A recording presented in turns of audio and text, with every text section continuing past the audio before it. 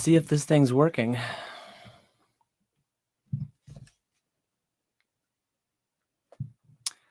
Hopefully it is. I see a couple people that were waiting in chat, it looks like.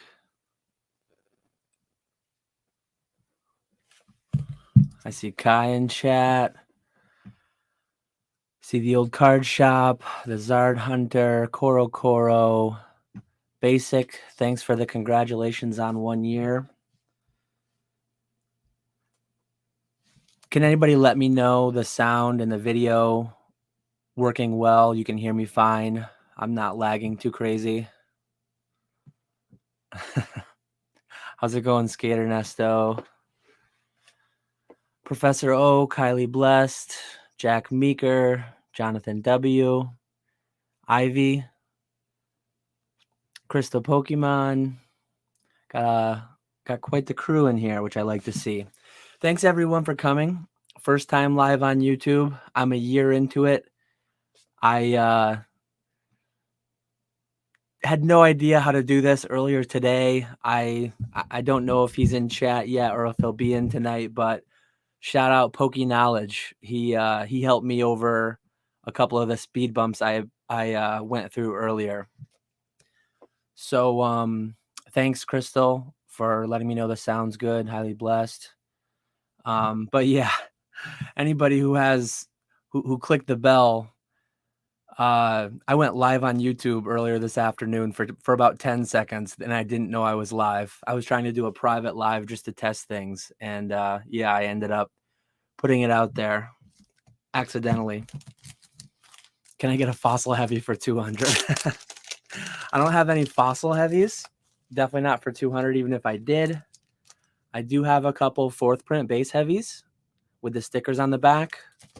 I've got a base unlimited that I believe is heavy. And then I've got a stickered Japanese base set deck. So I'll probably open this one. I've got a few more without stickers, so I figured get rid of my last one with a sticker.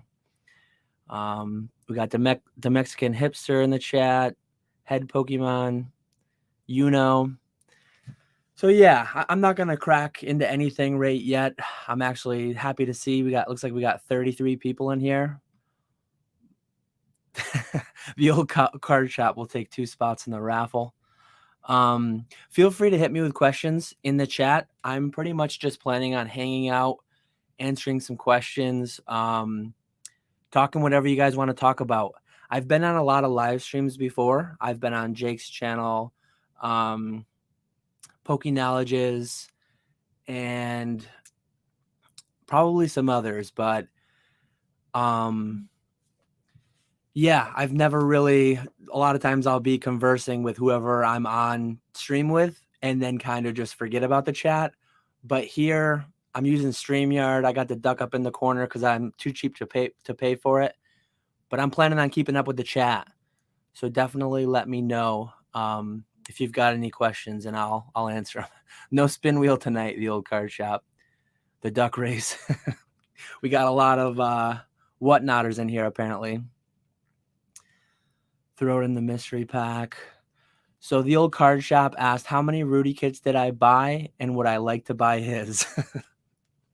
I don't know if that's sold out yet, but for anyone not in Alpha Investments Patreon, he did a MetaZoo Wilderness kit last night. And as of a few hours ago, I think there was still 5 or 10% left.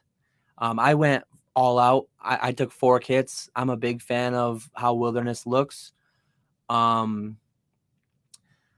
Bigfoot's my guy. I don't really buy into the whole Mothman hype, so I'm all about Bigfoot, and I'm going big on the Rudy Bigfoot promos and the Wilderness boxes.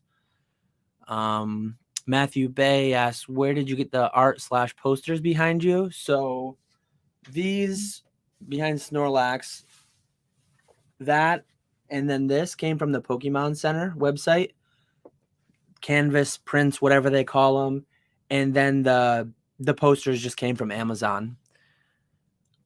The Mexican hipster, what was your biggest challenge for YouTube? The biggest challenge for YouTube, I would say The biggest challenge is doing it appropriately, doing it as a YouTuber would. A year later, I'm still not. I'm still having struggles with things like a live stream. Thankfully, I did get it figured out and I'm here. But I think the biggest challenge is that's ongoing is like just figuring out how to edit videos, which I've not yet done, figuring out the optimal way to title and thumbnail videos. I don't think I've done a great job with that. And I think the style of content that I make gives me a very low ceiling. I'm not making the type of content that can blow up to 100,000, a million subs or anything like that. But I probably could have grown a bit quicker if I did a little bit at least. Maybe not. It's hard to say. Let me see. Unregistered hypercam too. Throwback. Shout out RuneScape. I actually still play old school RuneScape, and a lot of my flipping came from East Valley Bank, flipping unids and lobsters. Varrock, Faldor Park too, flipping lobsters and stuff like that. Love RuneScape.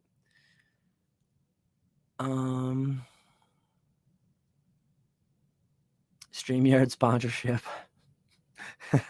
Sorry, Nick. 4 minutes in and we're talking MetaZoo. We'll try to be done for a bit. Dan, what would be your favorite card to own no matter the cost? Can't sell it. So to me, Crystal, Illustrator doesn't do it for me. I mean, I like Illustrator a lot, but as far as it's like the pinnacle of the hobby dollar-wise, but it's not my personal grail. So if I could get any card and then couldn't sell it, if I could sell it, it's easy. Get the Illustrator, sell it, buy what I actually want. The number 197 Pika. To me, the original trophy, the three, the chubby Pikachu, the bronze Pikachu that everyone really seems to know and love, I like a lot, but the number one is the number one. So I'm going to go with that. Japanese 97 original Pika trophy. Yeah. Basic quoting me from our last podcast, mine and Nick's last podcast, PSA grading, where the standards are made up and the grades don't matter. For anyone who is familiar with Whose Line Is It Anyway, a comedy show with Drew Carey and a few other people years ago, where the rules are made up and the points don't matter. So he asks, oh, I forgot I can show. Here we go. Okay, I'm figuring this out as I go. I'll have to sit up a little higher because it's going to cover my face. See that? We're figuring things out as we go. If this is the case, why is PSA still king, and should we value grading companies as much as we do? So in my opinion, I'm rolling on something. In my opinion, grading companies are quite overvalued. I think that the opinion is important, and the opinion makes things easier for people, for two parties to agree on the condition of a card. Like this card, it's graded PSA Mint 9. If I want to list it on eBay and sell it to somebody, they can reasonably expect that it's going to be mint condition plus or minus a little bit. So grading does kind of make transacting between two private parties easier because you've got that third party unbiased opinion. But the premiums that we see for PSA 10s especially just gets a bit silly in my personal opinion. I think I've never been one to pay the PSA 10 premium. I've always been a 9 collector, and it seems as time goes on and prices continue to go up, PSA 8s, CGC 8s, 8.5s, I'm comfortable with lower grades as the prices get crazy because to me, I want to have the card in pretty clean shape, but to pay 2, 5, 10x to have a couple less white dots isn't really worth it to me. Catch 'em all shirt merch coming soon. I have poor branding. I use the Charmander, which isn't really, I mean, it's a copyrighted, trademarked image, so I can't sell stuff like this. I think making stuff for yourself is always fine, fair use, whatever, as long as you're not like profiting from it. So until I get my own logo, if I ever get my own logo, maybe someday, but yeah, I can't sell these shirts because of the Charmander on it.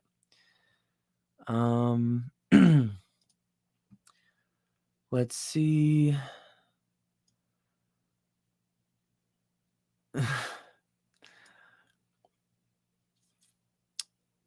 We got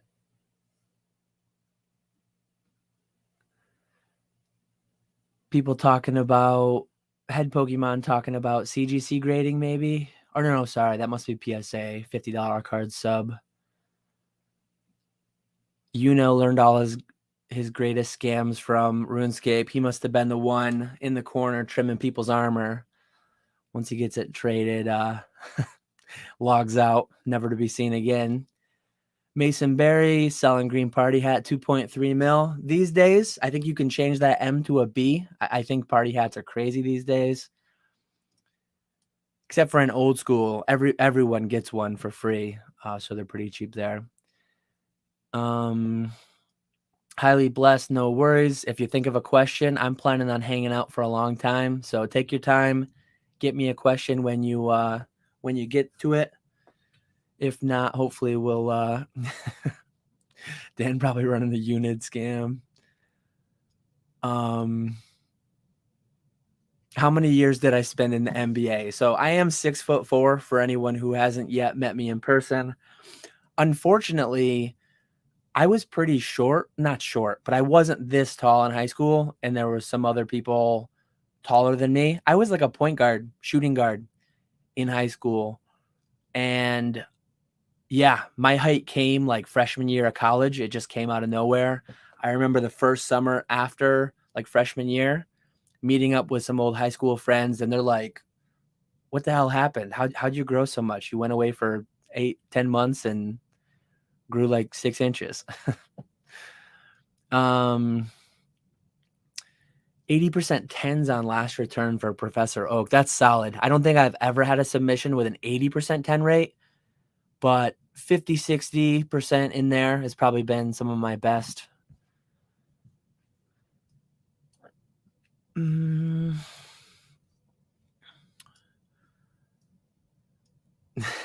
Nick, get to work. The sweatshop is calling. Nick's got he's probably got a lot of 99-cent singles, and then now he's on TCG Player, so he's probably got 5-cent singles to be packing for TCG Player. I don't know how he does it. Man's a machine.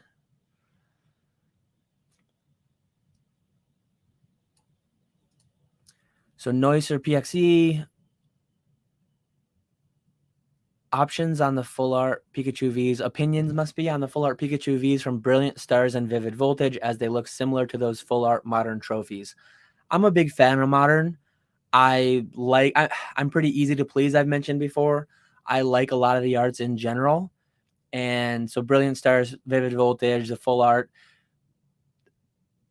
they don't look exactly the same. And there's quite a few more than 6 copies of each. I like them for sure. Nothing wrong with them at all. Yeah, and he did say opinions. Dan rolling over on a tropical beach, no big.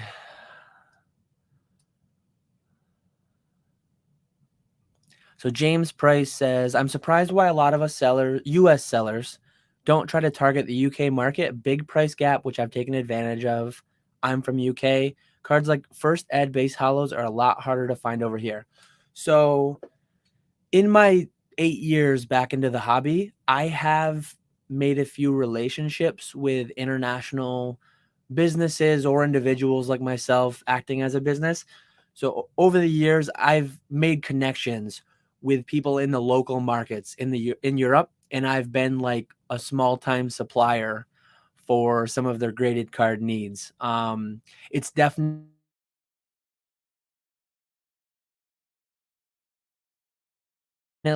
have over there. So for anyone overcoming those barriers to service that market, I think it gives you a really big leg up. You have a lot less competition. Europe side. So yeah, if you're going to be the one doing it, if you can source the cards, you definitely have an advantage there. Grading adds a level of gamble to the whole situation. Grading is just a few steps away from duck races. So this is like a super gambling hobby. It's like I'm going to open a heavy pack tonight, maybe a couple heavy packs. Uh-oh, I just lost. There it is. So it is an interesting hobby. Like a thing like this, there's 2 gambles built in, right? I've got it's a heavy pack. So I've taken away the first gamble, 1 out of 3 chances at a holo. I've assured that by getting a heavy one. But then there's a gamble on which of the 15 holos am I going to pull? And then there's the secondary gamble on if it's a good one worth grading. If I get a Hitmonchan or something like that, it's not going to be grade worthy at $50. But if I get a Charizard or a Blastoise, it's a gamble to get there, and then it's a gamble again with probably worse odds to try to get the 10.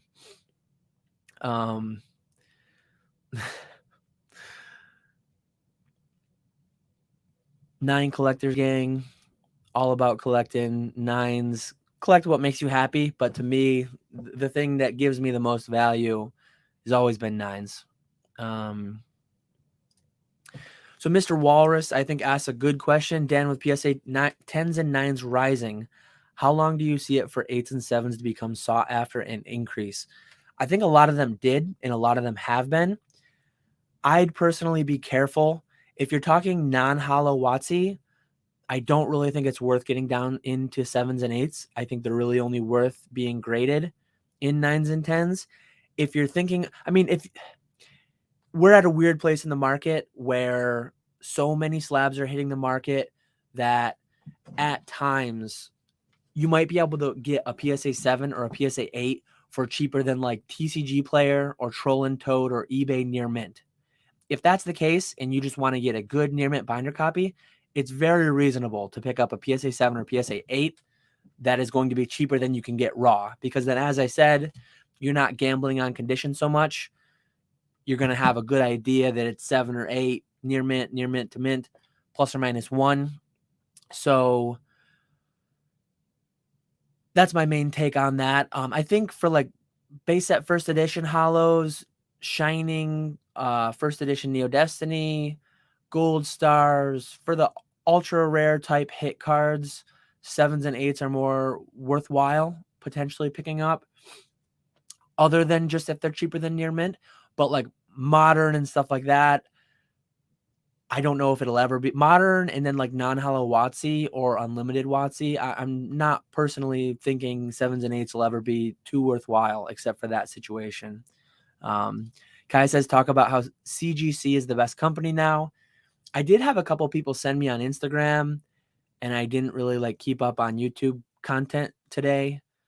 I usually fall behind on the weekend and then catch up on the week. But CSG, the sports card grading company, is owned by the same people that own CGC and also NGC for card grading. Supposedly, CSG put out some kind of information that they might be changing their grading standards as like a call from the collectors. If anybody heard anything about that, if anyone is familiar with CSG potentially publicly changing their grading standards, that's really interesting to me. There's kind of all this talk out there that CGC might have been changing their grading standards, giving out more 9.5s and 10s. I will have a video next week. I did get back like 1,000 or 1,200 cards a couple weeks ago from CGC, and I finally made my way through them. I don't want to spoil it too much, but fair bit more gem mint cards than I'm used to getting. We'll talk about it next week, I guess. IVR is all about the 10s. Depending on the card. Sometimes I find a little bit of value in the 10s, but generally speaking, for me, it's 9s. So Ernesto says, hey, Dan, do you think the market will drop again after PSA opens $25 grading tier? I'm thinking a lot of people have some fire to grade, and what happens when it hits the market. 25 is definitely going to open up the floodgates a fair bit more. They still have this multi-million backlog, 5 million cards or whatever it is to unleash. So there's a lot of cards that are still going to be coming back at sub $10 grading fee. As 25 opens, as 20 opens, if we ever get back to 10, it's going to put downward pressure on what I deem bad cards. No cards are inherently bad, but like I just talked about it a couple minutes ago. PSA 7, PSA 8, non-hollow WotC, unlimited WotC hollows, modern cards, even in PSA 9 and 10. When cheap, quick grading is accessible, it's going to just put downward pressure on a lot of the readily available cards. Cards that are truly scarce, rare, hard to find, you're not really going to see the pop reports on those run up like crazy. I'm trying to see what I have within arm's reach to show off. My desk is always a mess, so nothing too crazy today.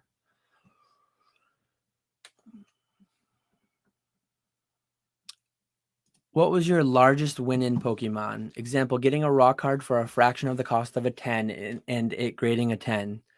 So largest win in Pokemon would probably have been my largest buy ever. I've talked about it in videos. I wish I had a YouTube at the time. So I bought, it was on eBay. It was right on eBay for like 50 grand maybe. I ended up talking to the guy through messages, got his number, ended up calling him, doing a video chat with him. He showed me binders and binders and binders.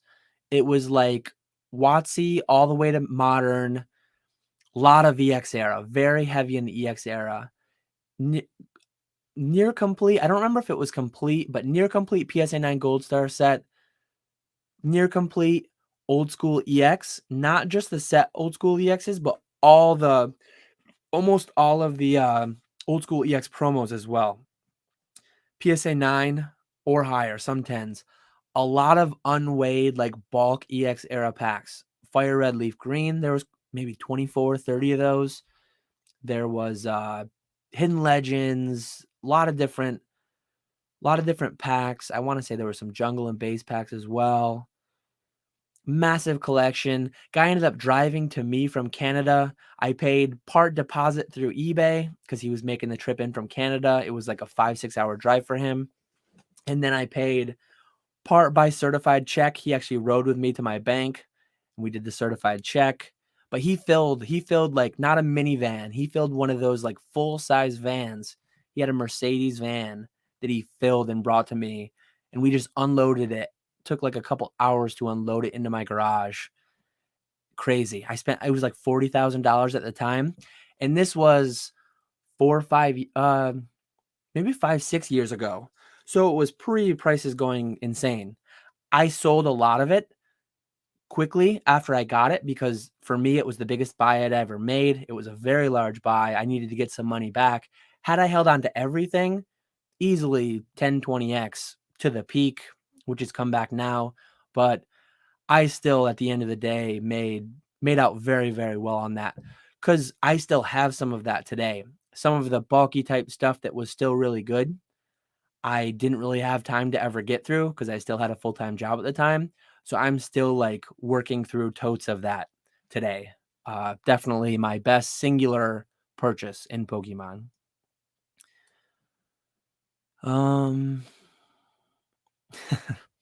Kai's going to grab a few beers and chill out for a few hours. Can I pause the live for 30 minutes? We're going to go on without you, but hopefully you'll make it back and we'll still be rolling. So when are we going to get a dunk video?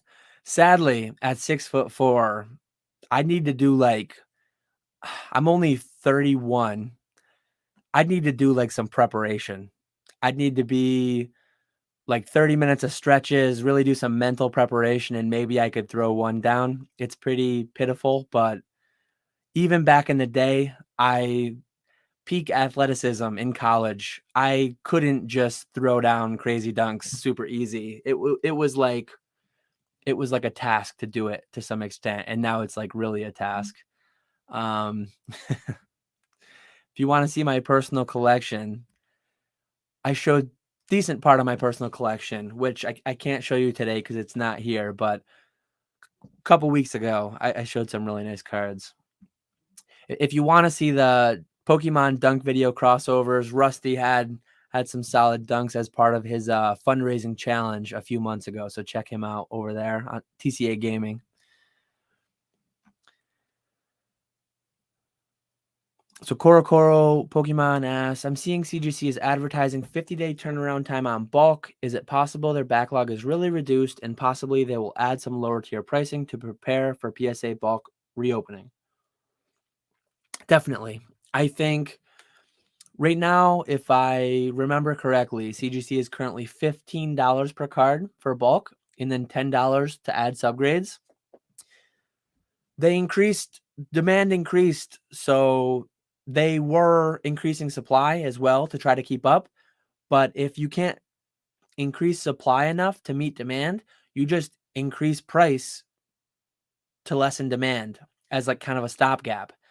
Well, now that they've churned through most of the backlog, now that they have a shorter turnaround time, they're not going to get to where they just pay graders to sit around on their hands. At some point, they're going to lower prices. If and when PSA opens $20 or $25 a card, that's going to force their hands a little bit sooner, most likely. But if they run out of work, that's going to force them to act a bit sooner too. Because if CGC were to go back to where I could grade cards for $8 and PSA is still at 30 to 50, I might send a handful of cards to them, especially if it turns out they're going to do what CSG is potentially doing and publicly talk about, hey, we're going to grade easier now. Crazy thing to do. It'll be really crazy to see, but they definitely grade too hard. The market doesn't want 8.5s, and I don't either.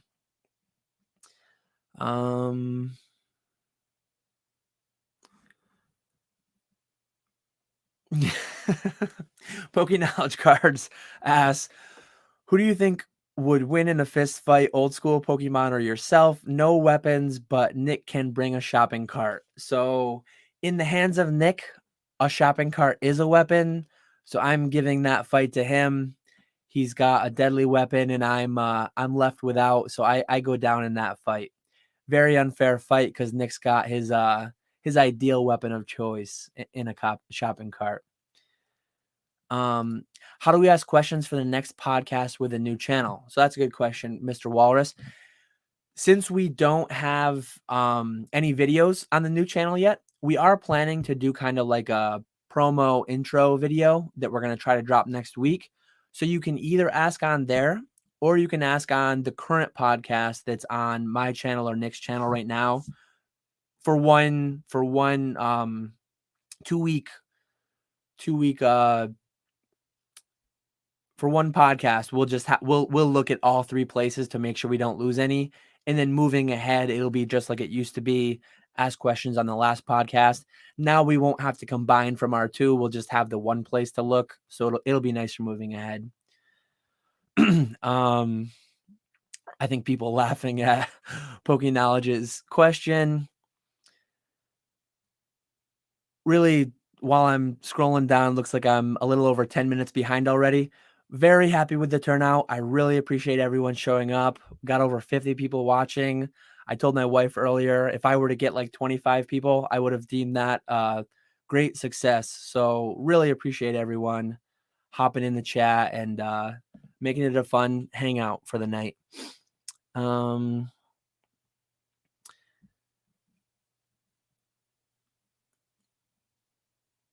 Yeah, the old card shop. Heard Nick is dangerous with a shopping cart. I think he'd agree that Nick could take me there.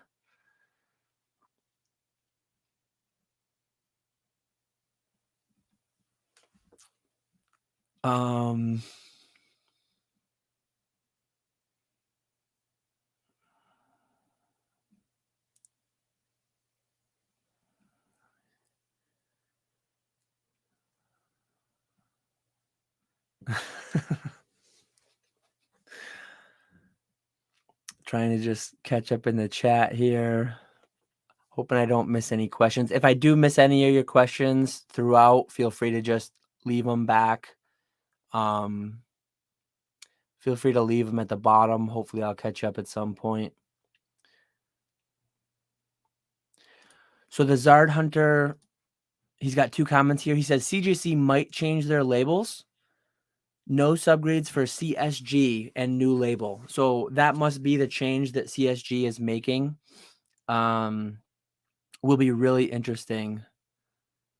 Hopefully we get the pop report to come out. I've seen a lot of people speculating. Maybe they're waiting to bring out the pop report until they can get a bunch of 10s out so it doesn't look like they're grading too hard. Really not sure. Obi-Wan Kenobi, thanks for stopping in. Heading out to dinner soon. Wishing me best of luck. Congratulations on 1 year. Thanks for stopping in. Enjoy your dinner. Really appreciate it. Hope you have a good night.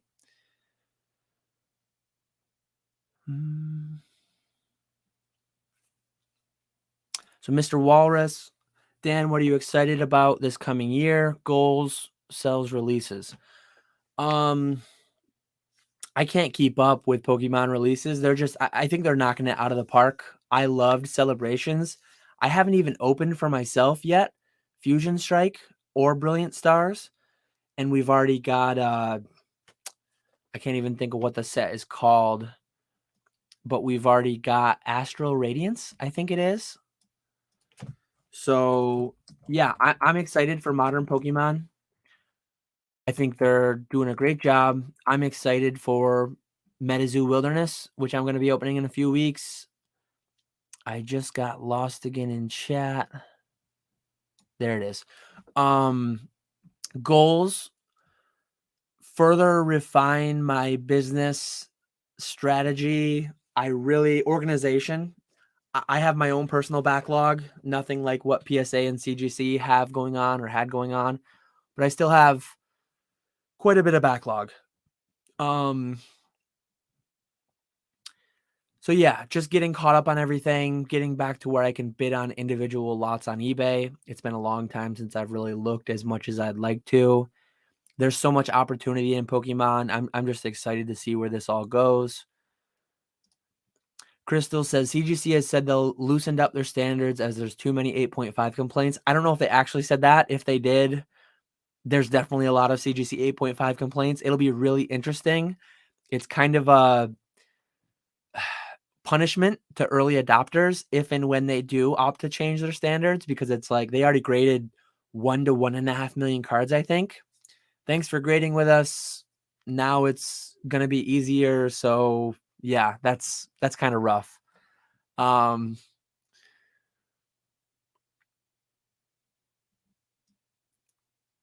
Let's see. CGC got tired of Pokéknowledge's videos. I can get into a good rant here and there, and PK's got a lot of nice solid CGC rant videos. Mr. Walrus asking, does anyone play MetaZoo? I don't know anyone who plays Pokemon personally.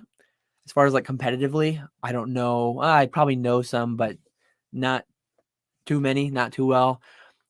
MetaZoo will be interesting. Mason is in chat tonight. He made a video asking what is MetaZoo's $250,000 event purse going to do for competitive, if anything. To me, I mentioned this somewhere, but maybe in Discord. It reminds me of like Fortnite. When Fortnite came onto the scene a few years ago, Call of Duty, Counter-Strike, Warcraft, all these big competitive games, their prize pool was dwarfed. When Fortnite had that first World Cup where they paid out like $1 million, they paid out a couple $1 million over a few big tournaments, and it really got a lot of the competitive players from other esports to hop into Fortnite. It'll be interesting to see if MetaZoo pulls like Magic play. That's down in Dallas, the $250,000 event. So are there going to be like Magic players going to try to win $100,000? I believe is first place. Are there going to be Pokemon players trying to win? It'll be really interesting to see what their turnout is for that event. But if it's really bad, if it's really low, that increases the individual's odds of winning, right? So if I was going to Dallas, I'd probably be throwing a deck together, but I'm not going. Let's see.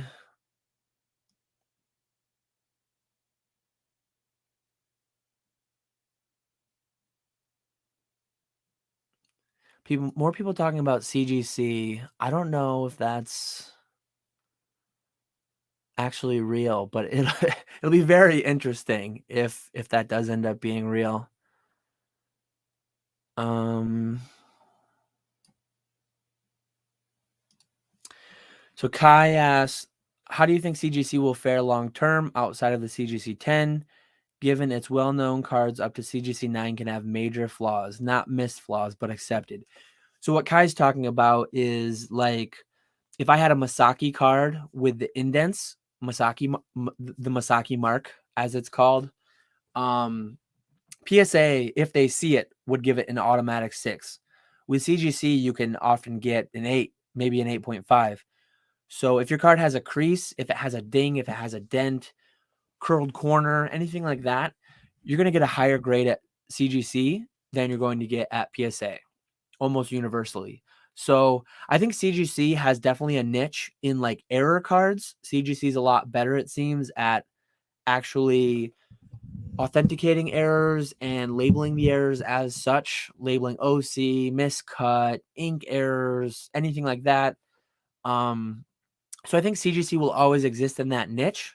I guess they'll always exist in the niche of like slightly damaged cards because the grades are just higher and the market likes big numbers. So yeah, if and when they revamp to completely change their grading scale, I always said like if CGC came out of the gates grading as easily as PSA does, same scale, honestly, they could have done it better. Remove all half grades, 1 through 10, no half grades. Give out the 10s pretty easily, like PSA does. I think they would have been knocked for grading too easily, even if they graded the same as PSA. But 2, like I think they would be doing a lot better than they are today. They're doing fairly great still because they couldn't keep up with how many cards they're grading. They're charging $15 a piece for a card for a service that they originally were charging like 7 or 8. So they're able to charge double what they were coming out of the gate. It doesn't cost them double. They're just making that much more money. Like, so from that perspective, they're doing very well. They're making a lot of money, I'm sure. But yeah, long term, we'll have to see, especially if they change their grading parameters. That'll be quite interesting.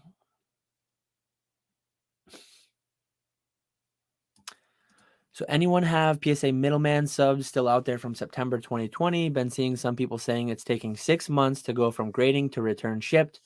Doubt we'll see these back until end of summer. I think my oldest, I had some that were as old as like October up until a few weeks ago. And then I did just get 700 cards back from PSA. And I think my oldest one now is November. So I think I'm caught up to November of 2020. And that's when I sent them. That's when I sent them to my middleman. So as far as like PSA, very annoying. They go by the registration date. They go by the date that it was entered into the system. I physically sent them in November. They probably weren't registered till February or something, maybe March.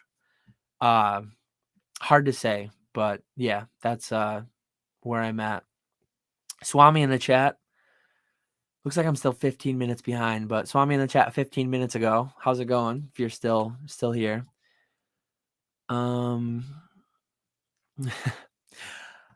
Agree here. On the one hand, I want to test CGC's soft new standards. On the other hand, I don't want to support garbage business decisions. If you're not supporting CGC by grading with them, you're supporting PSA, BGS, pretty garbage too. So unfortunately, it's what we're dealing with. You've got to give money to some company that I'm not too thrilled with. So that's what it is. That's what we're dealing with.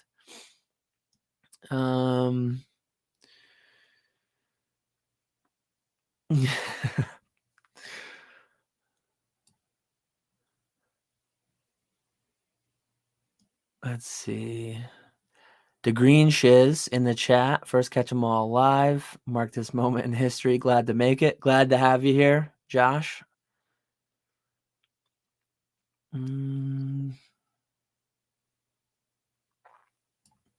Yeah, so Mason says almost double the price to add subs. No wonder no one in sports is getting subgrades. That was a huge turnoff for me Originally, when they came out, I think it was $7 to grade, maybe $8 to grade, and then $5 for the subs. Even then, it was too much. Now it's 15 and 10. Somewhere on the CGC forums, it was stated by an admin that subgrade service and non-subgrade service are two different services. They grade them, they spend more time grading them when they have subgrades. That's very troubling. That's always been troubling to me. Like, why would you have two completely different grading services? Theoretically, the subgrades should be like things that you're mentally calculating to determine the final grade anyways. But yeah, they mentioned that subgrades cost so much because it takes them 2 to 3 times longer to grade the card, which is just, I was never a fan of that when I first heard it. They should just, I do like subgrades. They should either make them mandatory, raise the prices slightly, or instead of raising the prices slightly, don't lower the prices, but do away with the add-on cost for subgrades and just mandate them. $15 a card, every card comes with subgrades. That would be my preference because I do like them. But as a reseller, they are kind of tough though too, because if you get like a CGC 9 with 8.5, 8.5, 9, then it's a weak 9 and people might be less likely to buy that one than someone else's strong 9, right? So you run into the same thing with PSA though for anyone who actually looks at the card. Crystal does say CGC subs are way cheaper than BGS. I haven't graded with them in a long time, but I have heard that BGS subgrades are like crazy high. Yeah, moderators. I don't know how to do that. Hopefully, yeah, I don't even know how to do that. I don't know what that star does.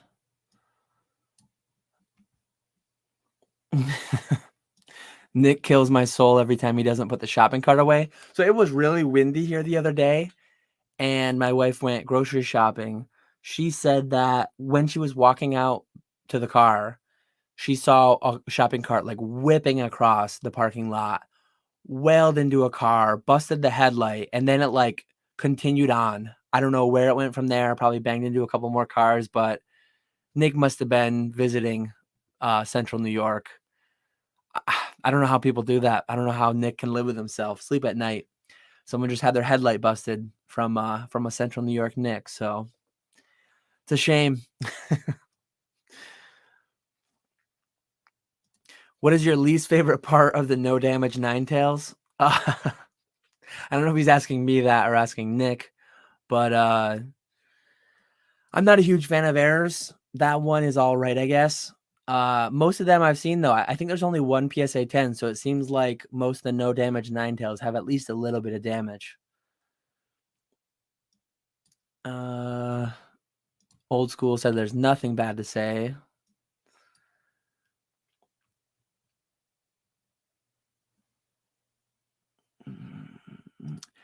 Do we already have plans for other things on our new channel? So the main thing is just going to be, it's going to be like the new home for the podcast every 2 weeks.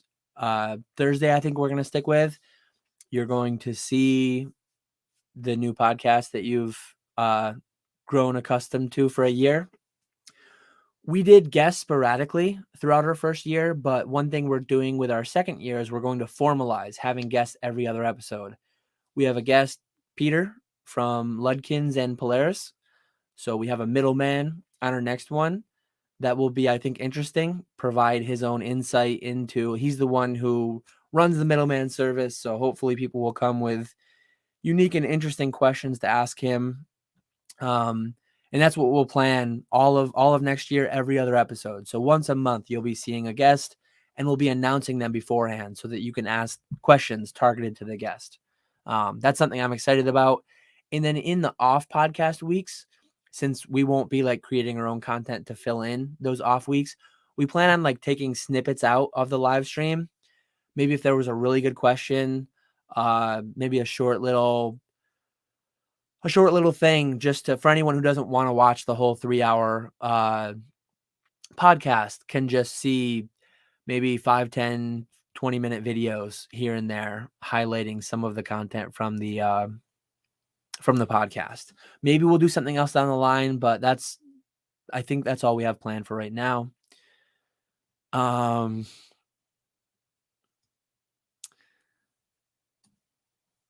got King Pokemon in chat. Hey Gary, how's it going? Nice to see you here.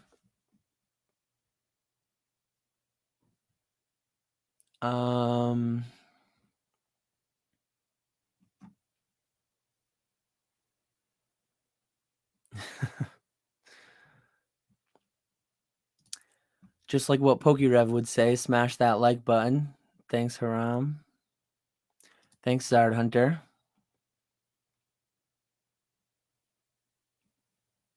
So Noiser PXE, what cards do you recommend to focus on to get a general sense of the overall market, modern/vintage, especially to see an upward trend? I've been seeing PSA 9 Unlimited Charizards rising lately. That is a really good question. I do think if I had to put I'd have to give it more thought, but if you could come up with like a basket of 5 to 10 cards that would just serve as like broad market indicators, almost like a mutual fund to just get a grasp on the health of the broad market. PSA 9 Unlimited Charizard would definitely be one of those. Absolutely. What else would I include? I think you'd probably have to include, even though prices start up here and then trend down out of the gate for modern, I think you would want to include one of the more recent Charizard chases, just because if those are going high, even though most of us know they're going to trend down months after the set comes out, I think it still shows the health of the hobby when people are out here paying $7,000 for a black label Hidden Fates Charizard, when people are paying $1,000 for a Charizard PSA 10 out of the gate. So yeah, I'll have to give that more thought, but probably some of the recent box prices too. Like when boxes are going for $80 on eBay for a brand new set, I don't think that's super healthy. I think that's a bit too cheap. People can't really make margin. You want your local card shop to stay in business. You want people to stay in business to bring cards to the market. So maybe include like when Brilliant Stars is going around 120, which is where I believe it is. I think that's pretty healthy. Anywhere between 100 and 140 is like a reasonable range to have the most recent set. Which features do you think eBay is missing the most, or what would you change? Very easy answer. It's annoying that we have to use 130point.com to see what a best offer sold for. And then it doesn't even always work. So eBay, the first feature they should add for price transparency is undersold listings, have the price be green when it was sold and paid. Have it be red when it was unpaid, canceled and refunded, anything like that. If and when a best offer is accepted, and just as importantly, if and when, like if I as a seller send offers to my buyers, if and when that happens, make it transparent. Let people see from the sold listings page. I think transparency is very important so people can know like what's real, what prices are out there, no like manipulation. Because right now you can sell to one of your own dummy accounts a box or a card 10, 20 times, never pay it, cancel them all, and they still show up in sold listings. That's very abusable. And they could easily fix that too. I'm not like a programmer. But they're actively doing things to suppress the ability to see best offers accepted, because 130 point has been like shut down multiple times, and they need to rework whatever they do to make it visible. eBay really needs to just get more transparent.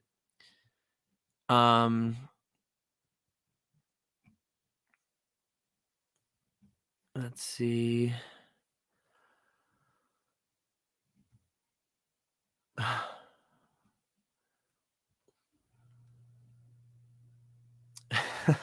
Wouldn't be a video of Dan's without talking about MetaZoo. So this is a good question. Skippy FX, has buying and selling so many Pokemon cards over time impacted your own personal enjoyment of collecting personally? If anything, it's impacted it positively. There are some cards, many cards actually, that I have owned, will continue to be able to own in the future because I sell. I wouldn't be able to justify the prices that I pay for a lot of cards I've bought if I wasn't like doing this as a business, if I didn't have like positive cash flow coming in from the hobby. So it's like some people, they buy a card and they want to and need to own it forever. That's great when I can afford to do it, but it's also great to like buy a great card, grade it myself, maybe own it, appreciate it, and then like pass it on to the next person. You keep those memories even if you don't keep the cards. So yeah, doing business in Pokemon has allowed me to just like own a lot more things than I would have otherwise. James Price, good question here too. You have 10K to place a bet on the following question. Do you think someone out there has a fully sealed, legitimate case of first edition base? So he says fully sealed. Gary's is half sealed. What are my odds? Is it just pay out 2-1, bet 10K? If I win, I win 10K. I would bet yes. I honestly think there's more out there than people believe. If I had a sealed case of first base, I probably wouldn't be too public about. I mean, realistically, I would have sold it a long time ago. But if I had one today, I probably wouldn't be too public about it. I probably wouldn't opt to try to sell it as a sealed case. I don't think there's going to be any more wrapping of sealed base first cases. But yeah, I would sell it to somebody who wanted to pay a premium for like 6 crisp base first boxes. And I wouldn't open it myself until like I would probably let them open it once they had met me and had the wire transfer ready to go or something. But it's a big world out there. A lot of this stuff was printed. There's probably a sealed base first case living somewhere. But who knows though? It's the kind of bet that if I made it, I could never be proven wrong, right? You can never definitively say that one doesn't exist. You can only prove that one does, but then you really can't fully prove that one does until you open it. So it's kind of like Schrodinger's first base case.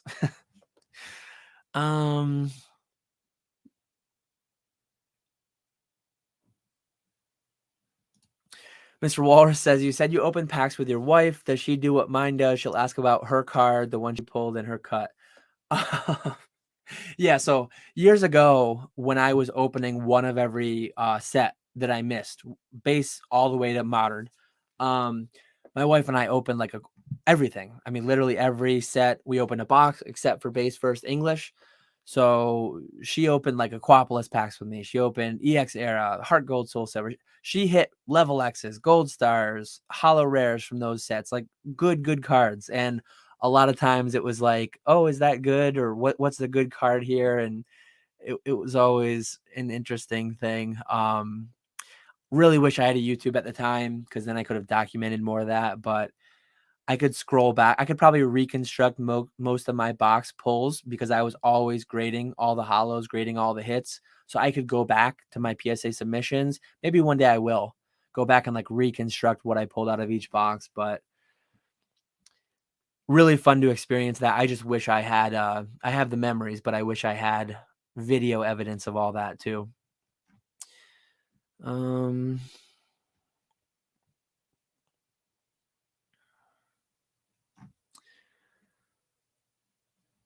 Somebody, Neusser, says he has a bulk 2020 to Ludkins, hasn't come back yet. So Neusser, I guess I'll ask you, but when I talk about like my November 2020, I'm talking when I sent it to Ludkins.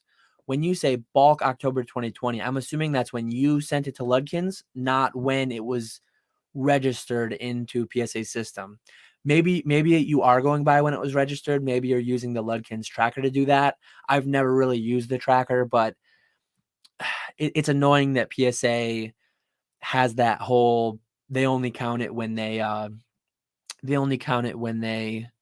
log it into the system, because there was a point where that was taking 15 or not 15. There was a point where that was taking 3 months, 4 months. So yeah.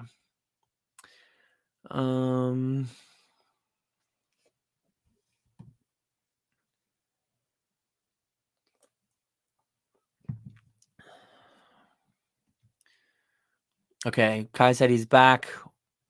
Thanks everyone for being patient and waiting while Kai was gone. We can start back up now. Uh,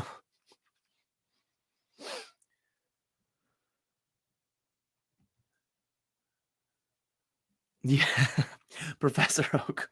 Dan, are you still going to have Nick as a regular featured guest on your podcast? I think I'll keep him around. No, it was actually Nick's idea, and I'm very thankful to Nick for having me start the podcast with him. It's been a great time. Definitely, it was the start of my YouTube. The first post on my channel was the podcast episode 1 with him. So really glad we started that, and it's been a lot of fun. Ernesto, what is the most expensive English non-holo card? No gold stars, no promos. That's an interesting question. Probably the Tropical Breeze, I guess. I don't think that's the 2001, I believe, Tropical Breeze promo. A couple CGC ones have been, not CGC ones, CGC graded copies have been sold recently. I would think that would be it. Other than that, I guess like Protostoys, I think that's non-holo as well. Or you said no promos though. So Protostoys is like a prototype. Tropical Breeze is a promo, I guess. So you're talking no promos, it have to be a set card. Most expensive English non-holo set card. It would probably be a PSA 10 base first.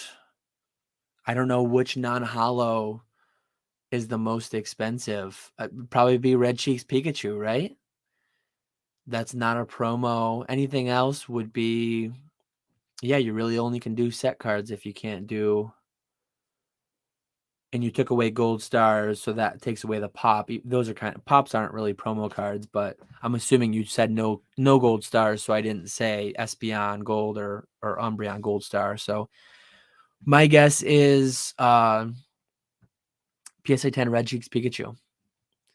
See if chat had anything else.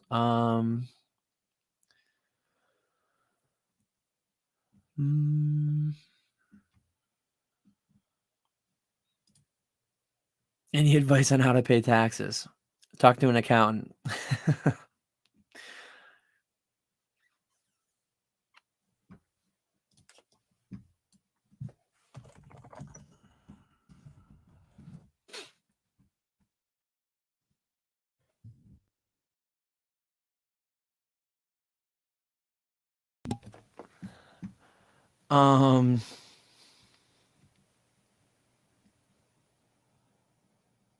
Never go off buy it now, sold listings, only auctions. So that's regarding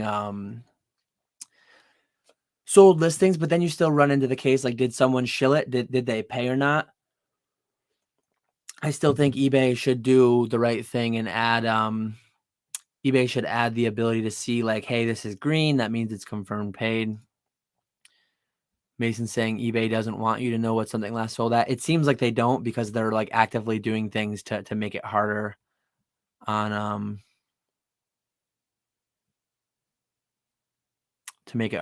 people seeing. AP Sports Cards asks, hi Dan, congrats on a year. How hard is PSA on silvering on the front of WotC Hollows? Have CGC and SGC 8.5s that look like great candidates for a Kraken resub, except for some silvering. So years ago, when I was cracking base and jungle boxes like quite frequently, I graded a fair few PSA 10s that had, like, to me, way too much silvering for a PSA 10. In my opinion, personally, for my taste, PSA is not hard enough on silvering. People think PSA grades harder these days. Maybe they grade silvering harder too. I don't really know, but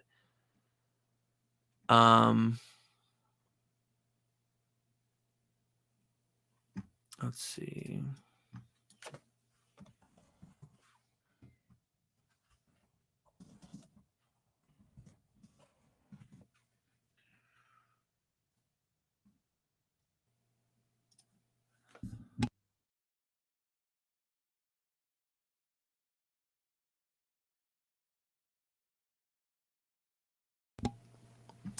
So, oh, my chat just jumped. Sorry.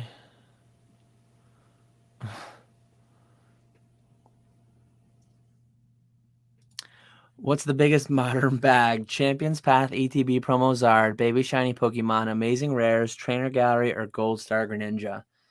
I have no idea what the price is doing. I think I bought a ton of them at $2 to $3 a piece. I think it's even cheaper than that now, so I probably got to buy more. Gold Star Greninja for me from that list. Not investment advice, but it's just a cool card. Knowledge says biggest modern bag is grading a CGC 8.5. Hard to argue with that.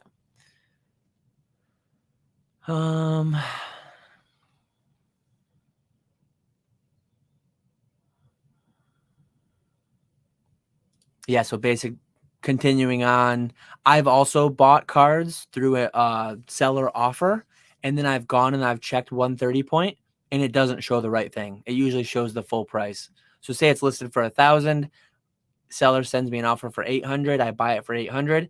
130 point will often show 1,000, which is just crazy.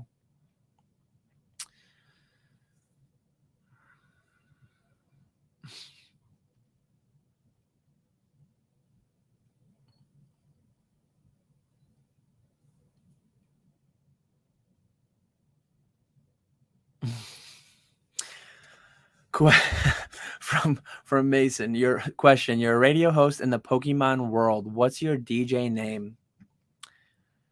I have no idea. I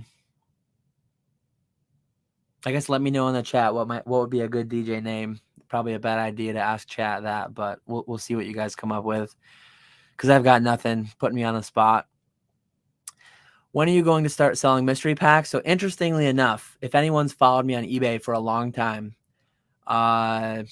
when did I stop? Probably like 6 years ago. Probably 7 years ago.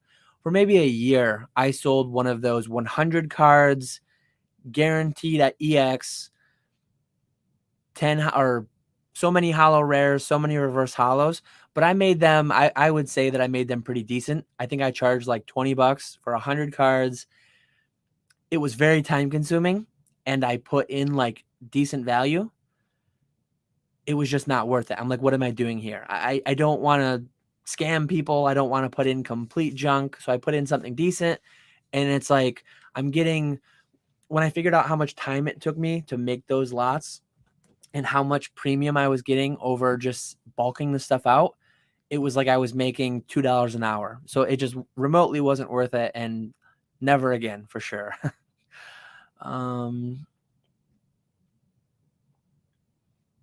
Professor Oak would be DJ Oak Smoke. I like that one. DJ Pika Flash on the ones and twos.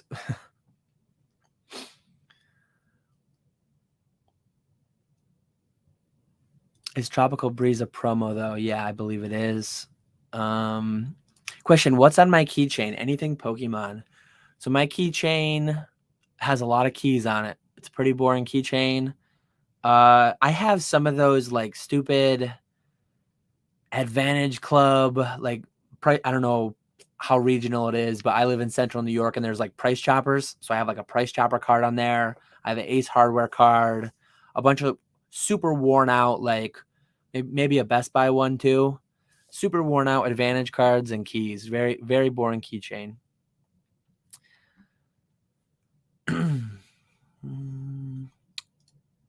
No Hollow Air Dragonite. That might actually be PSA 10 first edition. No Hollow Air Dragonite would probably be it.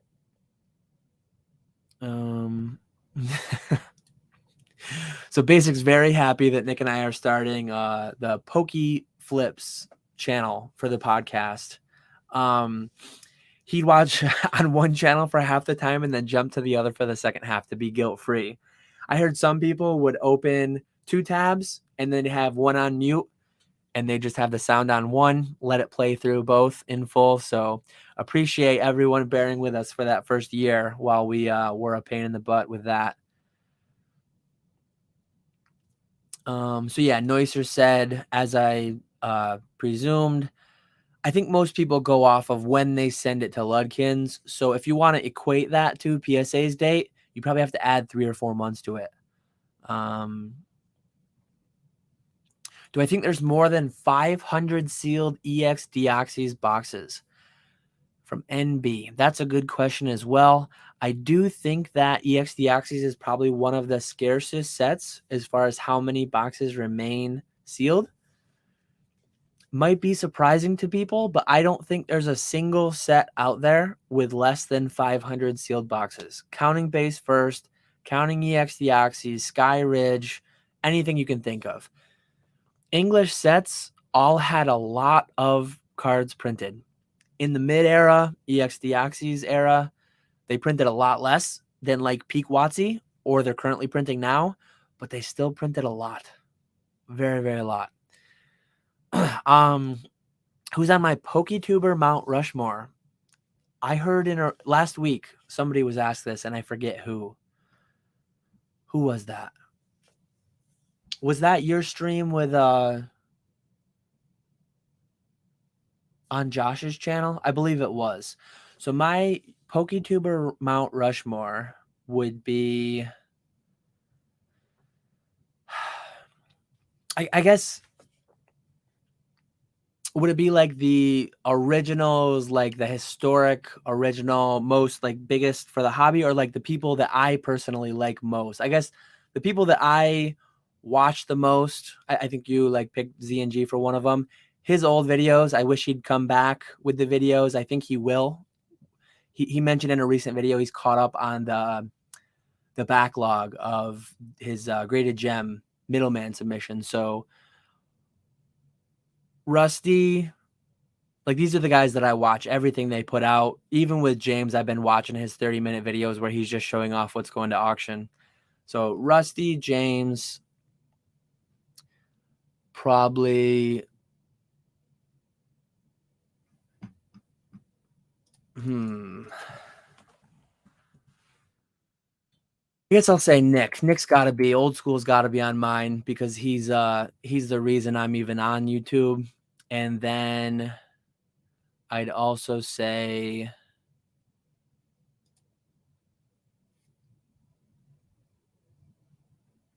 probably Jake, Pokenomics. He's not putting out the lives. The lives are like what I'm doing right now. Long form content, just talking Pokemon, talking everything. Some of my favorite content. Favorite content to make through the 3-hour podcast that Nick and I do. Favorite content to consume as well. Will always be my favorite content to just throw on in the background while I'm going about my business and listen to that. This is there was a thread on E4, I believe, from Shy Nautic. What Pokemon would you most want to eat? I like steak a lot. So like a Buffalant, maybe Tauros, any of the steer type Pokemon, Miltank, any of the cow type Pokemon would be good. Big fan of venison. So Stantler, Deerling, anything like that. Big fan of crab meat as well. Crab legs, awesome. Krabby Kingler, Crabominable. I know there's more crab Pokemon in newer generations, but I can't. Crawdaunt. I can't think of them all, but that's a selection of some of the Pokemon I would most want to eat. I'd want a buffet of assorted Pokemon, some of which I listed. What's the long-term potential of 1992 Thomas the Tank Engine card-ass cards? Better than it was before I just read that question to 60 people, because I can't imagine that there's too many on eBay. So if some of these 60 people migrate over to eBay, could probably do a buyout, and Old Card Shop doesn't want people to know about them, so he must be building a position. I'll leave that to you guys. I'm trying to get caught up. I'm under 10 minutes behind. DJ Dynamite. I like that one. DJ Infuriated. How many beers before old school Pokemon gets tipsy? He can put them away. When we were, well, I mean, I met him at Worlds in DC. We didn't really do too much drinking out there. A little bit, but nothing crazy. Orlando, though, we hit the bars pretty good each night, and Nick can hold his own. So he was in good shape after a solid night of drinking. I didn't even really ever notice he was tipsy, probably because I was pretty tipsy myself. So he's doing well, probably on par with me. DJ Tyranidan, DJ KC, catch 'em all collect, I guess.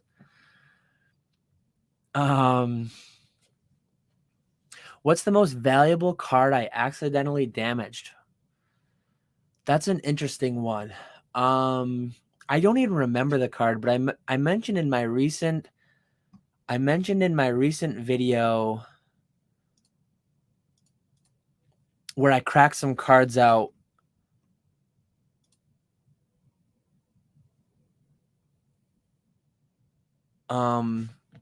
That I damaged like a hollow before. I don't even remember which one it was, but like one of the little flecks of broken plastic got into it and like indented the card, so probably turned it into a PSA 6. I don't remember the specific card, so it wasn't too expensive. Thankfully, I've never really damaged anything crazy expensive.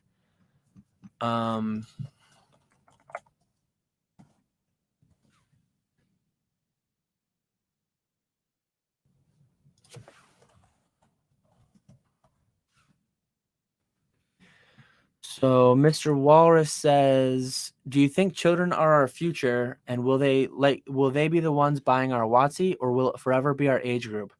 I do think that children are definitely the future.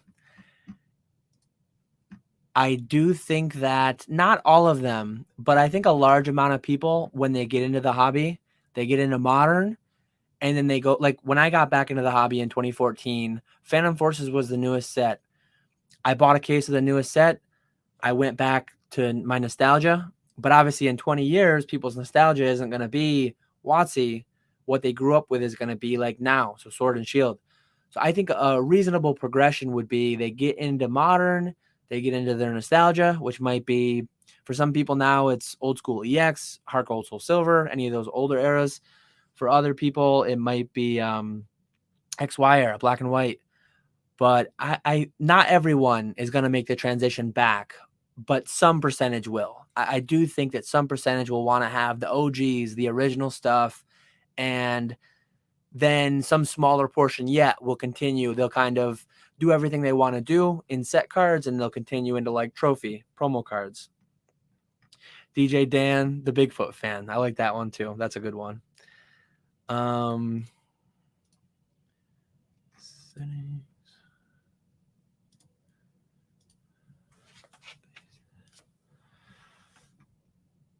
So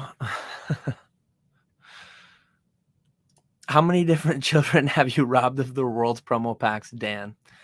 So when I was buying World's promo packs off of people, I was buying it off of masters. I was buying it off of adults who were capable of making adult decisions and selling their promo packs.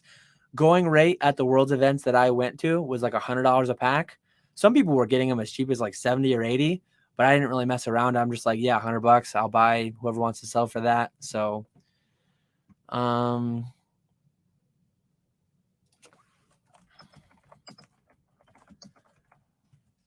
am going to try and add a couple mods. We'll have to see if that works.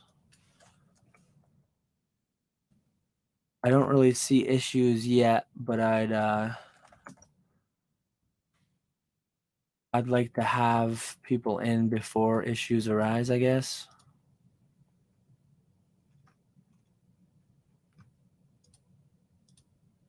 Paste the channel URL.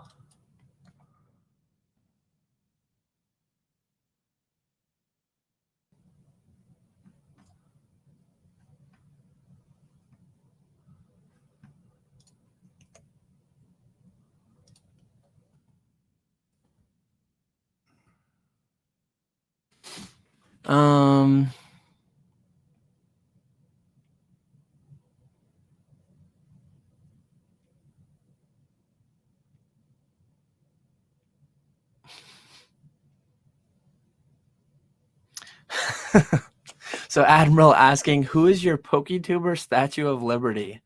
I don't really know how to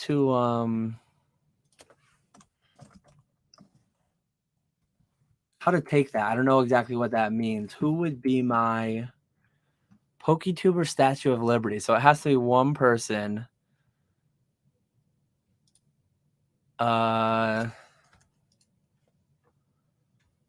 I don't really even know how to answer that. I guess I'd say Admiral M for that.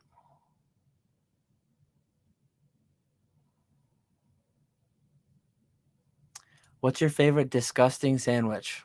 I don't know how it would be my favorite if it's disgusting. No Zach on my Mount Rushmore. He doesn't put out enough content. He needs to put out more. I honestly, like, when I got back into the hobby, a lot of people say like Gem Mint Pokemon got them back into the hobby. A lot of people say Rusty. A lot of people say, oh, there's some old school YouTubers that I can't really think of. But I can't think of who I was trying to think. But yeah, I got into it through like E4, and I wasn't really big into YouTube until like a couple years ago. I started watching it a lot more, and that's when he wasn't making too much content. So that's part of the reason. Do you think eBay vault cards will carry a premium? PWCC at times tends to carry a premium. Sometimes it does, sometimes it doesn't. It's hard to say how it will work, but it'll be interesting to see.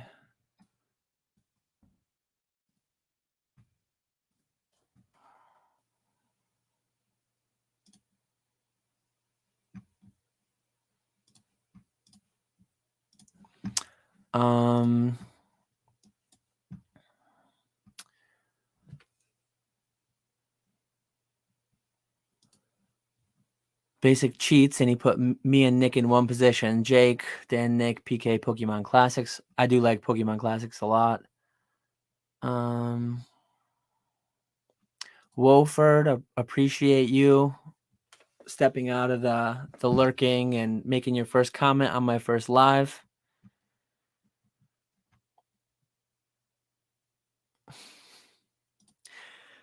What do I think of Kai O's 4-minute 1-second Battle Styles booster box opening speedrun world record? Is there a video of that? I need to see the video to verify, but that is that's quite the opening. I'd love to see that.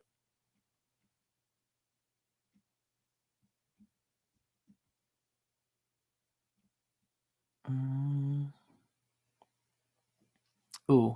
So Kai damaged 2 staff tropical winds trying to get them out of a DSG case. I've never owned DSG yet, but if I did ever get one, it would probably have to be cracked to be sold through someone else.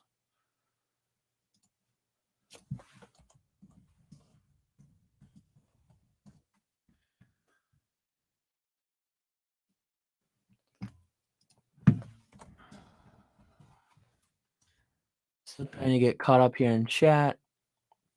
Swami turned a first edition Shining Gyarados from a 9 to a 10 to a 7 like Magic once. Ouch, that's tough. Admiral, when will you get rich from your PSA 8 evolution hollows? I've heard time in the market versus timing the market. So if you hold on to them for like 50 years, surely they're going to do well. What I've heard. So that's not me. That's someone else.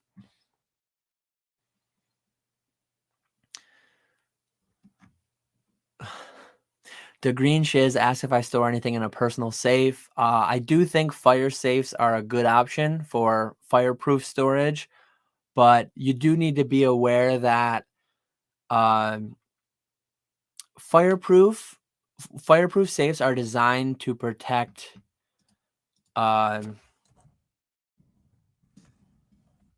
paper from burning, like paper money. So PSA slabs will start to warp at around 160 to 180 degrees, I believe, and that's a temperature that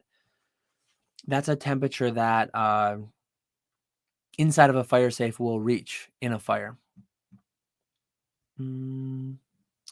How many of the promo alt-art evolutions are too many? No such thing as too many. Gotta catch them all. To follow up on the Green Shiz question, what's the combination? What do you think about the degenerates at Worlds who try to buy the winners cards on the same day? Great strategy. It's the place to be to buy them. Get them on the ground floor. When are my boxes coming in? So I took my full allotted time period to pay Heritage. So I only just recently paid them. It'll probably still be a few weeks until I get my Team Rocket first edition, Jungle first edition, and Japanese fossil boxes. I'll make a video when they come in before I start offering the packs. What's my least favorite Team Rocket character?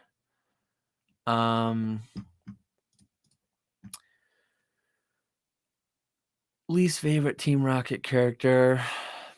I don't really mind any of them. Jesse and James are fine by me.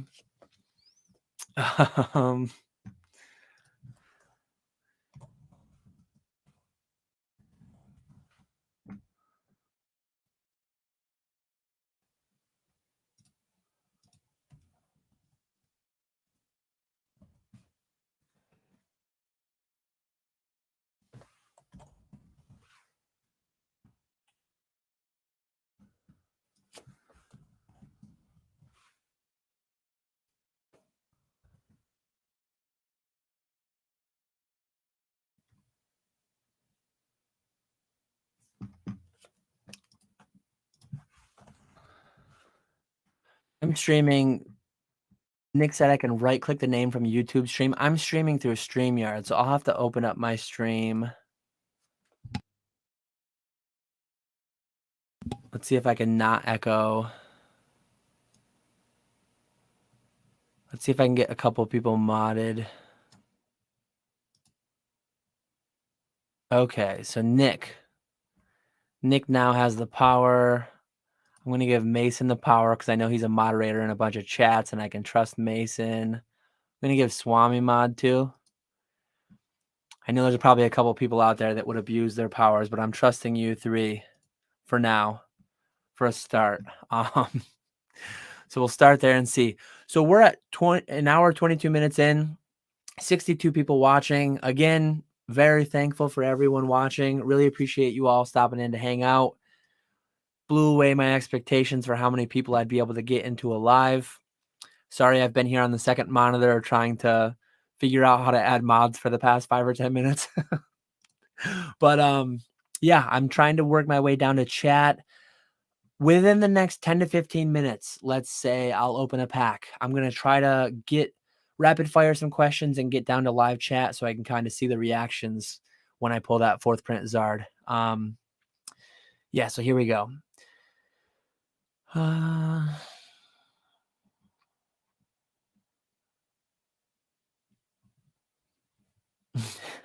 Nick is Dan, Statue of Liberty, holding a flaming CGC pop report. I like that.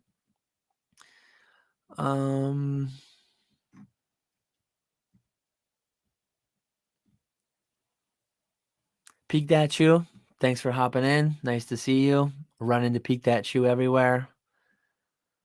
On YouTube, comments, lives.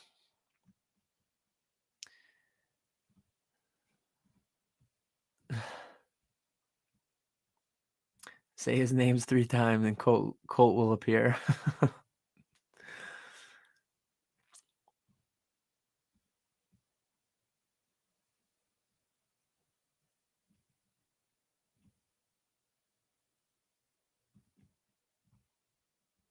Thanks, Basic, for shouting out the no double liking. Yeah, if you double like, then it turns back to gray. Keep it blue. Hit it an odd number of times. As long as you hit it an odd number, 5, 7, 9, whatever your favorite odd number is.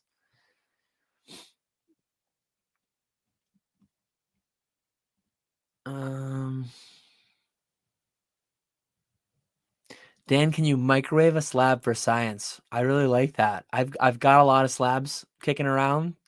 I don't really have a microwave I'd want to destroy potentially. I guess it would only really destroy the the plate maybe that spins. But foil cards, you'd have to be careful, I guess. So you wouldn't want to do a hollow, but maybe someday. That would be a cool video for science. What would you be doing if you was living in the Pokemon world? Trainer, researcher, or something else? I would be the very best like no one ever was, for sure. I'd be out there trying to catch them all, trying to defeat the Elite Four, trying to be the champion, the greatest that ever was. So that's what I'd be doing. I probably wouldn't be the best like no one ever was, but I'd be trying to. So I'd be doing my best, just like I'm doing now.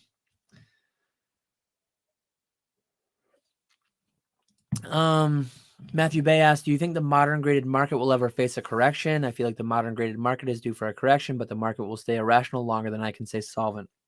I think it's largely seen a correction, and I don't even know if you can call it a correction, but generally speaking, what happens with modern when it comes out of the gate, starts up here, continues down from there. I think that's not really, I guess it's a correction because it's getting to the correct valuation, right? So I think that's just going to be like the standard life cycle of modern.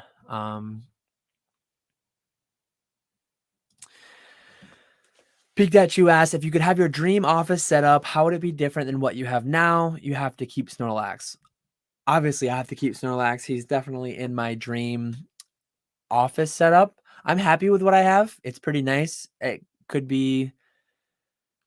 have a bit more space, I guess. But it's a lot better than what I used to work out of. One thing I mentioned in a recent video,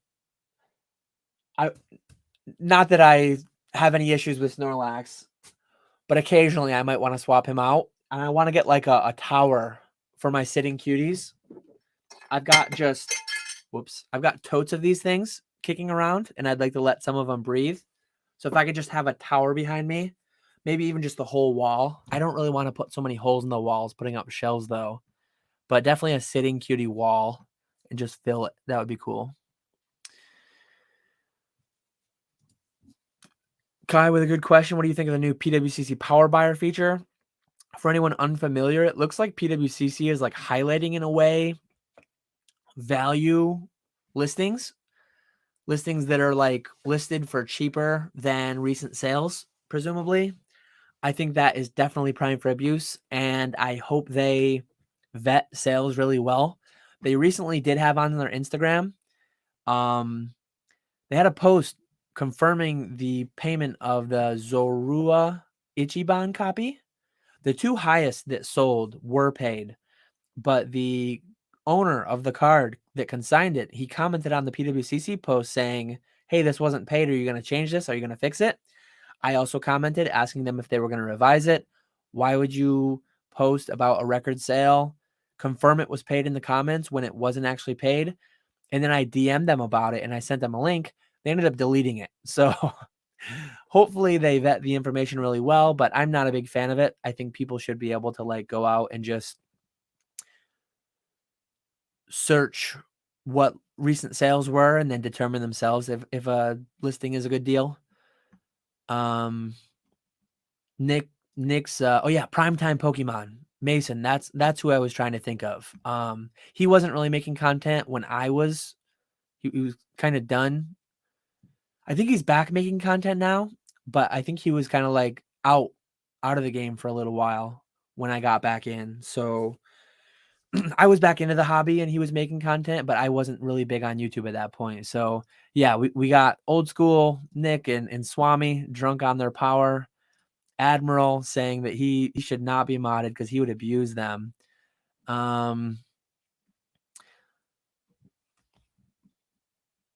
1 minute flips. Who's your favorite Australian? 1 minute flips is definitely way up there on the list. You are competing with the legend Pokemon Syndicate. There's a lot of good Aussies. So we got Admiral. Yeah, there's too many to choose from, but I guess I listed a few that are high up there. We got Kai.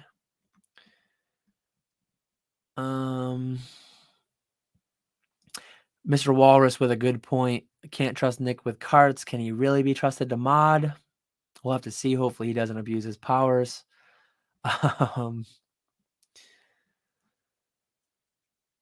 Um, let's see.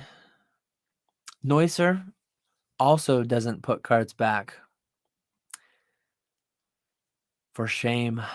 He admits it too. To be so like out there with it is the truly shocking part. Having no shame. 1 minute flips, big fan of old school Pokemon. Who's going to win tonight? Is Duke going to win or is SDC dreaming? I bet against Duke, so I'm hoping Duke loses. Utica Club. I'm a big fan of Utica Club. It's the local brewery for me. 66 viewers, 67 likes. I've found a way to hack YouTube, and I have achieved more likes than viewers. So appreciate everyone for smashing that like button.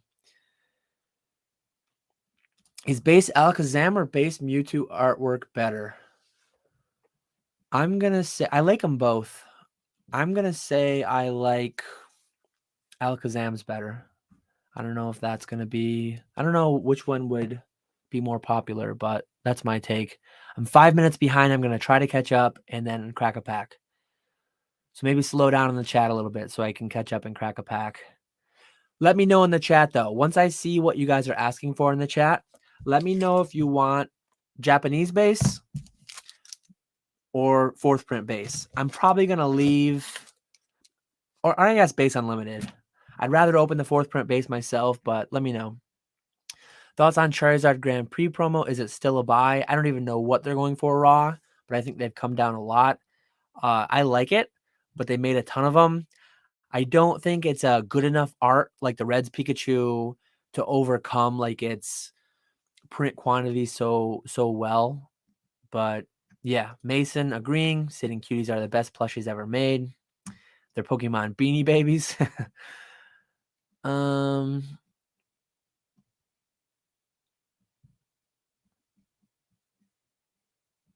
do you feel about the stream so far, and will you do more in the future now that you've done this one? I feel great about it. I feel very, very great that 60 plus people are in here. Really appreciate everyone stopping in. I'll definitely do another one at some point. I don't know when, but definitely, I wouldn't say it's going to become a super regular thing, but definitely count on seeing lives from me again in the future. Big fan of it. Really having a great time. Really cool. As I mentioned, I've been in other lives where I've kind of just talked with somebody similar to what I do on like the pre-record with Nick for the podcast, but it's cool to like engage with chat. I kind of wanted to go for it solo. I thought about asking people to come on, but I kind of wanted to at least start solo. Just to engage with chat, really lively chat. I've been trying to keep up frantically all night. So yeah, great.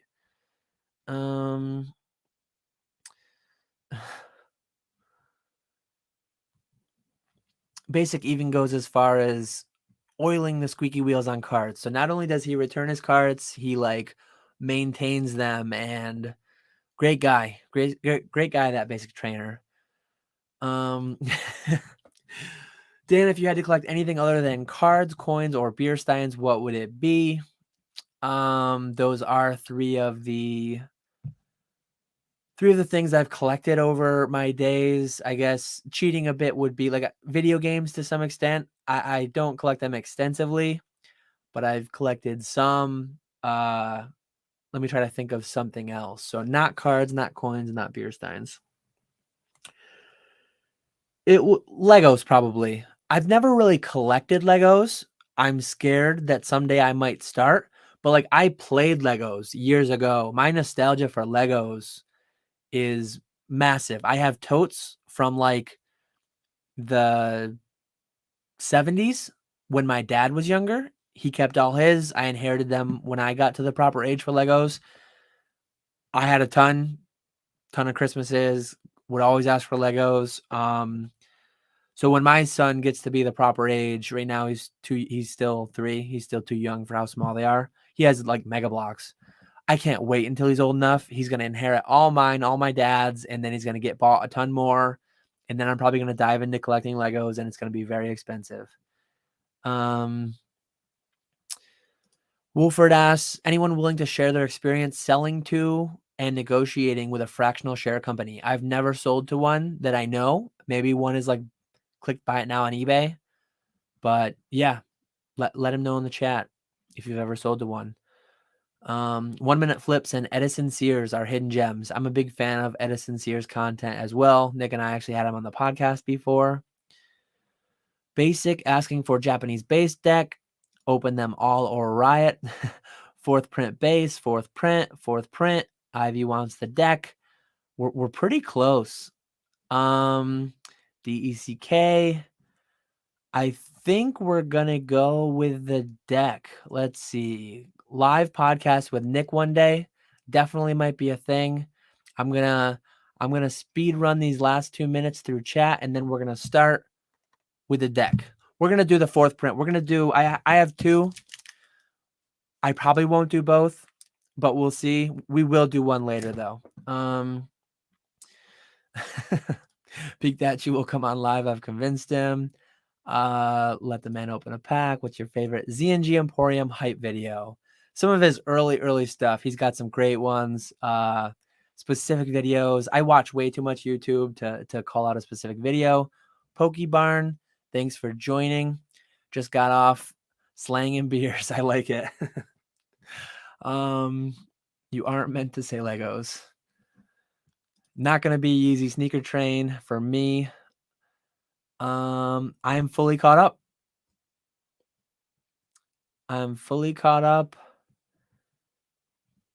So we're gonna open this now. I think these came with a pull tab, right? Maybe not. So we're gonna go for the Japanese deck. Hopefully it's not a resale. Hopefully it's good to go. I'm gonna go in from the top here. See how well I can do. Do I have sleeves? I do have sleeves over there. So I'm gonna grab those quick. I'm gonna try to keep this all on camera. So I think the hollow is going to be right on the front. I'm going to try to reveal like backwards. I'm going to pause the chat because right now I'm live and it's scrolling. Ask one more question so you can't end. So yeah, I'm going to pause chat there at 11:06. I'm fully caught up. I think the hollow is going to be right on the very front. So I'm going to try to slow roll this from the back. I'm going to try to get the... Okay, I got the paper off. I'm going to show you guys from the back. I think the rule book is covering the hollow, but I still don't want to like show an edge. I think we're going to have a ton of energies. So let me try and get through all these energies. I believe it's like 30 energies out of the 60 card deck. So we're into the cards. Probably won't sleeve the energies. Not planning on grading them. One thing that does shock me though, Rattata, Ghastly, some of these non-hollows in PSA 10 for Japanese base are like expensive. I'm still selling Charmander. I really only graded like the starters for the most part. I'm selling, there we go, Charmander. I think this is like $150, $140 PSA 10. I'm only down to a couple left, but blows my mind. Like this is a $500 deck that I just opened, anywhere between $500 and $600. And to be able to get some non-hollows that grade PSA 9, PSA 10, I'm not going to say it's like a plus EV product, but theoretically, if you could get them through quickly for $10 a card again, I think cards like that, the price is really going to come down. There's a Bulbasaur. Again, it's probably a mid-$100 PSA 10. The quality on these cards is really, really good from the Japanese decks. So we got Bulbasaur, Charmander for starters. We're still working on our commons. At some point, we should be switching over to uncommons, I think. I can't see chat, the live chat, because I paused it at a question. As we, oh yeah, and I don't know if anybody asked, but it wasn't a no rarity deck. These do have rarity symbols. I didn't get like super lucky. You can see the rarity symbol in the bottom there. That would have been crazy to open a no rarity deck. We're into the uncommons now. So we got Magikarp. Looks like we just got the Bulbasaur and Charmander for the base starters. Let's see if we can get any second starters. Let me know your holo guess in the chat. We got Kadabra. We got Dratini. We got Beedrill. So there's our non-holo rare. We got one card left. I haven't looked at it yet. I haven't peeked. Let's see what we get. Zapdos. So no starter, but I'm a big fan of Zapdos. I love playing Zapdos in the games. He's got the 100 HP attack, which was really, really cool back in the day. I never played the TCG proper, but like me and my friends would just slap down a card. Who cares about energy cost? Bang, 100 damage. Charizard, 100 damage. So yeah, we just we freed Zapdos from his 25-year hiding place, and he's breathing the air now. So one pack opening down. Back into the questions. Noiser PXE, did you buy any sorcery Kickstarters, or are you just sticking with Metazoo? So sorcery Kickstarter, if I understand correctly, I think that's the one that Rudy Alpha Investments just made a video about. I did look quickly at the Kickstarter. I wanted to check the art out. Cool art, looks cool. I'm not going to get into it personally. I looked at some of the tiers that they had. I think their biggest tier was $9,000 and it was sold out. And then they had multiple 7, 5, 3,000 all sold out. I think it's out of New Zealand. Pokemon 95 to 99%, and then Metazoo the remainder. I never got into Yu-Gi-Oh! A little bit of Magic here and there. Actually, something else I can show, kind of a spoiler. My beta cards came back from Heritage. Not the graded one yet. I don't know what my doppelganger is graded yet, but so yeah. Skippy asks, how much inventory do you hold for longer term, expecting price to rise? So I'm very bad at it. I'm very slow at it, even being full time now because I have a big backlog. But I want to have everything listed. The things that I want to hold longer that I think might rise, like my Pikachu trophies I just showed off, like a lot of the art academies, I just price them higher. But a lot of those cards I did own for over a year, some of them for more than 2 or 3 years. And I intentionally didn't have them listed because I thought that relative to everything else, they were cheap. So if something feels too cheap to me, I'm either going to price it higher than the market does, or I'm just not going to list it at all. How much of that do I have? It varies by date. But as of right now, like since I listed those Pikachu trophies and my art academies and my fan club promos, my victory orb, everything isn't listed, but a lot of it. One of the big things that isn't listed is like CGC WotC first edition holos, the ones that I bought that I might crack down the line. So yeah. Zarder Riot. Sorry, we only got the Zapdos. Somehow a no rarity gem at Zard in there. It would have been awesome. But we do still have a 4th print Zard chance. For anyone unfamiliar, these are the 4th print international Europe print. In the bottom right, instead of having the 1999 as the base unlimited has, it has a 1999 to 2000 copyright. So the non-holos are guaranteed to have the 1999 to 2000 copyright. Some holos, though, out of holo 4th print packs, actually have the 1999 copyright. So hopefully I don't get a 1999 copyright. Hopefully I get the 1999 to 2000, but we'll see. Am I a Bionicle guy? I never got into Bionicles. Just regular Legos for me. Some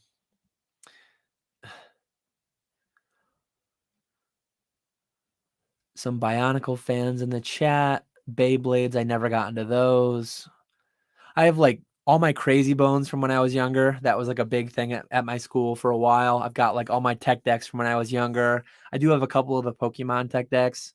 That would be a cool sealed collection to put together or get all 150 Pokemon.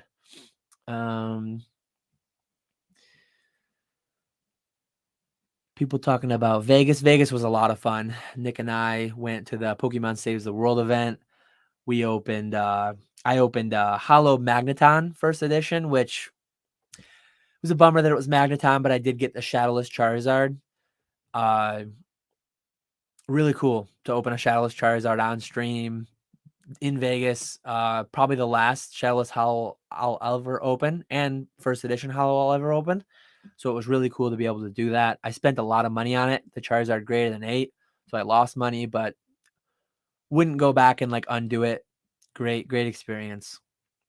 People guessing Zapdos after it was pulled. At least it wasn't baseball. It wasn't a G.I. Joe card. It was a Pokemon card, so that's great. Some Zapdos fans in here. Grade the Weedle. I'll grade them all. If PSA opens up again for sub $10, I'll grade them all for sure. So, yeah, at least it wasn't G.I. Joe from Highly Blessed. Pikachu, I mentioned it earlier. I can't really sell the shirts because it's got Charmander on it, and I don't own the rights to Charmander. If and when I ever do like my own logo, maybe merch someday. But yeah, I think anyone, it's fair game to like put whatever you want on a shirt. It's fair use, whatever, as long as you're not selling it. But the moment you start trying to sell it, probably wouldn't ever be a thing. I'm a really small time YouTube and eBay seller, but I'm not gonna cross that line. There's no way they actually sold out of a 9K tier legitimately. I don't know if that happened like instantly after Rudy made the video. I don't know if they'll be like canceled down the line because some people will claim a high tier and then they'll like cancel it the day before they get charged. But yeah, I don't know.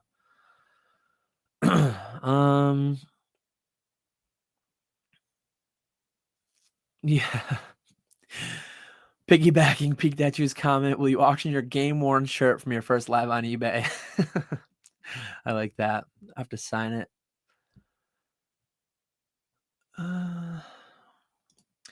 What do you think of high-tier Pokemon collectors flaunting card/prices for cards they own prior to confirmation of sale by Golden? If I owned an Illustrator and I saw that $900,000 price, I would have been like, wow, that's great. I just made a lot of money. I don't know what I would have done video-wise. Would I have made a video of one? Probably, maybe. Who knows? But it's on Golden. Golden made that post. I actually, similar to how I messaged PWCC and similar to how I commented on their post, I need to plug in my phone before it dies. But I also commented on Golden's post because they posted that it was confirmed. I also DM'd them their own post asking them, hey, was this 900K actually paid? I saw on Instagram that it may not have been, that it may have actually sold for 720,000. It's crazy that we don't know. It's crazy that it takes, for PWCC, it took the owner of the card making Instagram stories, going out on Instagram and commenting, saying this wasn't paid for.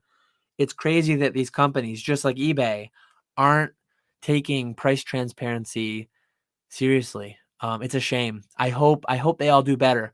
What I said in the podcast, for anyone who didn't listen 3 hours into the podcast with Nick, go to Golden's Instagram, scroll back to the date that the few weeks ago now, scroll back to when the 900K post was made and comment. Say, I saw things circulating on social media. Can you confirm this was real? I think if enough people message them and DM them, I think it'll get them to, in PWCC's case, they just deleted it. If Golden goes back and deletes that, all the news articles that picked up that sale aren't going to put a retraction out. They aren't going to go revise it. They aren't going to go delete it. But at least if we can get one company, the original source, to delete improper data, if it is improper, or if it's real, repost it again and say, hey, I don't know what you guys are talking about. It was paid for. We really are left without knowing. And then all subsequent record sale posts that PWCC and Golden makes, I'm going to have that context of what they did before. And I'm never really going to believe it unless I'm the one who bought it and paid, or unless I'm the one who sold it and got paid for it, I'm gonna always question it. But most people don't, and it puts the number out there, and it's a shame. Where does one find fourth print cards? So yeah, like I probably can't really show you that well, but if I show you here the Nintendo logo, see how the Wizards of the Coast is a rectangle here, and then it's like the curve, and then this says, it's really hard to know how to move with a camera. This says official Nintendo licensed product, and this says international Nintendo licensed product. So that's how you can tell by the packs. I was buying these from a guy out of Poland. If you browse eBay for base unlimited packs, some people might not know they have them. They might list them as base unlimited. You just have to look at the back and look for that international logo on it. eBay, wherever else you'll buy cards. Kai's a fan of Tech Decks as well. First live stream hype. Thanks, Dizzy Loops, for joining us.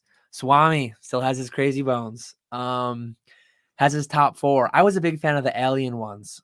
Looks like I'm 6 minutes behind again. So did you do the alien one, Swami? Or I did what were the other ones called?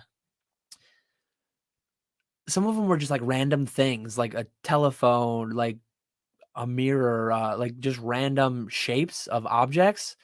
But other ones were like animals, and other ones were, the aliens were my favorite. I had some glow in the dark ones. Really like Crazy Bones a lot. No taxes on gains at the casino. There were no gains at the casino, so that didn't come into play. Any bites on your trophy Pika listings? They're still up on eBay, so no one's clicked buy it now yet, but I have had a lot of messages. Instagram, eBay, there's some interest out there, but I'm asking a pretty solid price for them. Cheapest on the market, but it's a high price. So we'll see. We'll see if they ever leave eBay. I did list them a couple years ago. I did have them listed a couple years ago, and I don't even remember when or why exactly I pulled them. But maybe someday I'll pull them because they're sold. Maybe someday I'll pull them because I'm worried they're going to sell and I don't want to sell them anymore. But for now, they're available for what I listed them at. Do I evolve my Charmander on game playthroughs? I haven't played through a game in a long time. I did used to, though. Yellow was my game. You can see right there. So I got Pikachu to start. I got the 3 other starters as I went. I was like a Pokédex completionist. So I'd just evolve the starters up to Charizard, Blastoise, Venusaur, dump them in the PC. And then I'd get like my Dratini because I had to level them all the way up to 55. I'd get whatever random guys that evolved really high levels that you couldn't catch their final form in the wild. That was generally my team. So yeah, I if I were to play through again today, maybe I'd start with maybe I'd keep Charmander the whole way because he's my guy. Pallet Town, thanks for stopping in. I'm doing very well. Likewise to you. Hope you're doing well.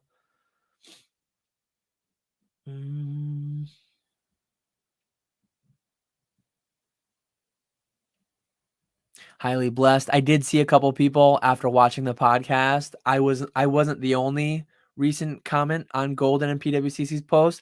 I did see a few people that went and commented. So Swami, you're probably already out. But thanks for stopping in. I'm only 4 minutes behind, so you might still be here. Really appreciate you stopping in, Swami, and everyone else who's here. Up to 65 people, still holding strong.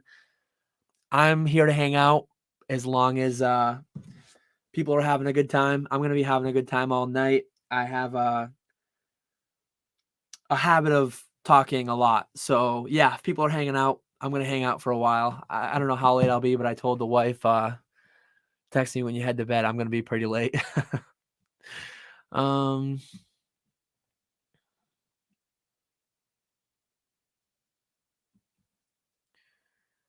Enable super chat. I have no idea how to enable super chat.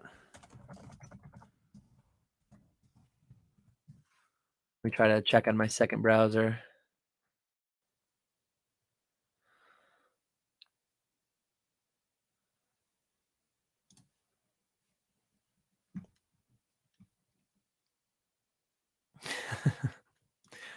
Very loudly. Hey everyone, old school Pokemon here.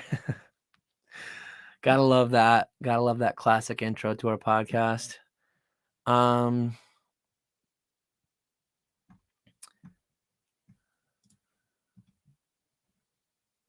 Supers. Get started.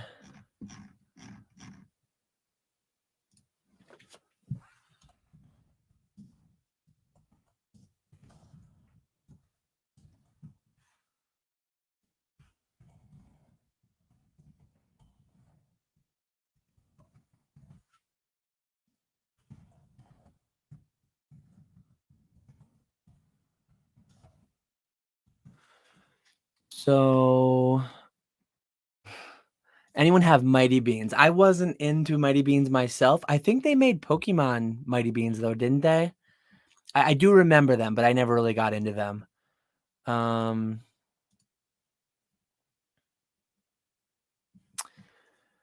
Anyone have any fun pickups or sales this week? Not really a pickup, but I got these in this week, so I'm super excited about getting in my Metazoo and Magic beta pulls from Orlando Collecticon, the box break event. I'll include these in a video. They probably won't get their own video, but they did a good job shipping them. Every card, even the non-hollow, not only I'm glad they sleeved every beta, but it looks like they actually sleeved even the Metazoo Kickstarter non-hollows, which are like pretty cheap cards. So it's great to see that they sleeved everything. And then they shipped it in like this big card saver inside of a box. So they did a great job shipping those. Dan, what is the best trade deal you've completed personally? Who's the most influential person in the hobby you've known that is now gone? So the best trade deal I've completed personally, my number 2 Pikachu that I own in my collection, I bought 2. I sold one of them though. The one that I still have, I actually didn't buy for cash. Very rare that I trade for cards. Usually I just buy them. But I was able to work out a trade deal through kind of like a middleman. The winner of the card wanted something that the middleman had. The middleman wanted something I had. So we did like a 3-way trade. I ended up with a number 2. Both of them ended up with things that they wanted, and it worked out great. Who's the most influential person in the hobby you've known that is now gone? That's a good question. Gone. I don't know how many people I know of that are like completely gone. I don't know that you can ever like fully quit Pokemon. Cause like Birdman is someone he's still out there. He still has an eBay. I met up with him. I met him in person at 2019 Worlds. But he's not on YouTube. He's kind of in the background. So Ed Birdman is kind of just like very influential in the hobby because Gary, you've probably heard Gary talk about back in the day, him and Ed grading all the cards, like getting PSA grading up and running. That would be my answer. He's not like completely out of the hobby or anything, but yeah. Old school gonna scream the intro next time for Kai. Yeah. So great video. I'd recommend anyone go try and find it. Watch it. Have you seen the Ken Golden on TV Shopping Network 30-minute video selling the Neo starters? I saw that back in the day. I remember that stuff from back in the day, 1999 to 2000 era. Ken Golden shilling the crap out of the Neo starters, the Neo premium file, as if they're like super rare investment potential. Go check that out for like context on what these auction house people are all about. Just about pushing the sale for sure. A real trainer evolves everyone except Bulbasaur.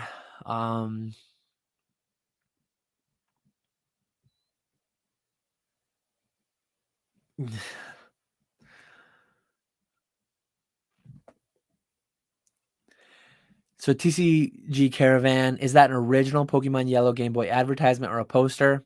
It's a poster. It was like $20 on Amazon. I don't know if they made anything like that size, but That's one thing that, like, when I was into the beer stein stuff, I was very big into the old school advertising.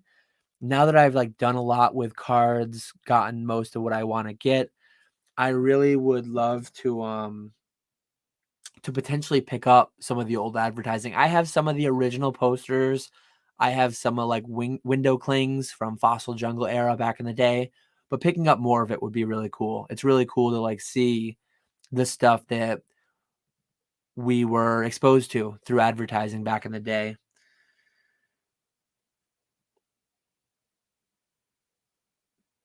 Looks like Duke won. Just checking out my phone quick. Sorry. um Basic trainer, don't call me basic because I'm basic. Call me basic because basic is my name, is what he's saying basically. That's a mouthful. Guy, he thinks I'm going to super chat. So yeah, I think super chats are good to go. I don't know where they pop up here. I do actually see one now. I don't know that they pop up. Like if I'm behind in the chat, I think I'll be behind on the super chats too. But I do see Kai's appreciate the super chat. He sent me $2 dues, it looks like. 2 Australian dollars. Congrats on 1 year on YouTube. Truly inspirational. Kai, every day, you're my inspiration. Pokebarn's hyped about some MetaZoo purchases, answering Professor Oak's question from earlier. Wolford asks, speaking of the significant other doghouse, has anyone been traveling to cons with their others, trying to talk mine into Denver? So I tried selling mine on Orlando with Disney. My kids are very young though, so they're too young for Disney, and she didn't want to leave them for that long, especially not to go to a Pokemon event. But the Hartford Collectors event that happened in like 2018, I think. I took my son to that because I actually have friends in Connecticut from college. We went and we visited them. We did the con. It was a regionals, actually. It wasn't like a convention. It was a Pokemon regionals tournament. And Charlie Sherlocker did a collector's event inside of that regional. So I took my son and my wife, met up with a bunch of people from E4 mainly. That was a great time. In-person events are great, and if you can find any way to get your significant other to go, it'd be great. Not everyone's significant others are into Pokemon. Mine isn't either, but I'm hoping years down the line to make like a week family trip for some of these cons, do all the family stuff leading up to it, Monday through Friday, and then like Saturday, Sunday, have them set up with things to do on their own. Or if my kids get into it, then it's like my wife's got to come. So that'll be great. But if my kids don't get into it, either have a really nice hotel room that they can just hang out at while I go to the con. They can check out the pool, do whatever else. But ideally, get the kids into it and bring them to the con as well.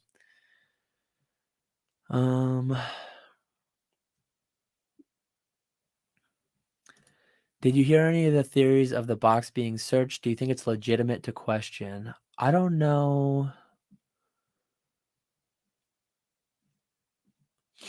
I don't know if he's asking me that or someone in chat, but the old card shop teasing the mods, trying to see if you can get a ban. Mods are just glorified hall monitors. Oh man. Wofford is in Kentucky, similar to Mason. Love to host a trade night in Lexington. Definitely check out Cardinal Gaming if you're in the Kentucky area. Basic Crack Rock McCabe is one of the most influential in the hobby, and no one knows him. So I don't know him from YouTube. I do slightly recall a couple of his YouTube videos. I bought off his eBay a lot. So he was cracking boxes back when I was too, but he would sell a lot of his like non-hollow bulk in singular eBay listings, and I was buying a decent bit of like mint bulk from box breaks. That was really cool. Nostalgianomics, how's it going? Thanks for stopping in. Where do you find most of your new inventory for your business these days? So my business is kind of like fairly broad. I do everything from original WotC, I mean original, I guess more original, 96 base Japanese, all the way up to ultra modern. So I have a distributor relationship. I get everything new as it comes out. And then a lot of the older stuff I buy right through eBay. That's 90% of my source probably.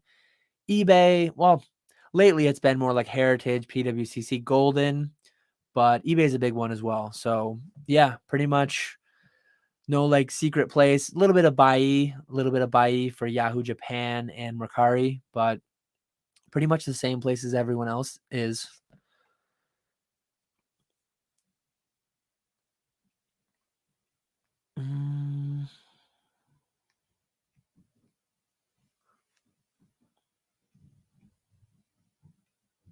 Mason Berry. Oh, we can give money now. Mason giving two real dollars. Appreciate it. We got really appreciate the super chats. Let's see. We got Imposter Gary arguing with some people. Hi, is the Japanese Neo Shining more rare than the English one? So I'm by no means an expert on Japanese set card pull rates, but in English, it was roughly 2 Shinings per box. In Japanese, it was significantly rarer, if I understand correctly. Hopefully somebody in chat that might be an expert in Japanese set cards, hopefully someone in chat can let Aoshin Zhang know. But I do believe that they were harder to pull. Rarer, though, we would have to know the relative print runs. And as far as like Neo Destiny or Neo Revelation English print run versus Neo Destiny and Revelation Japanese print run, unfortunately don't know that. So it's hard to say. I do believe the Japanese Shinings were pretty hard to grade as well.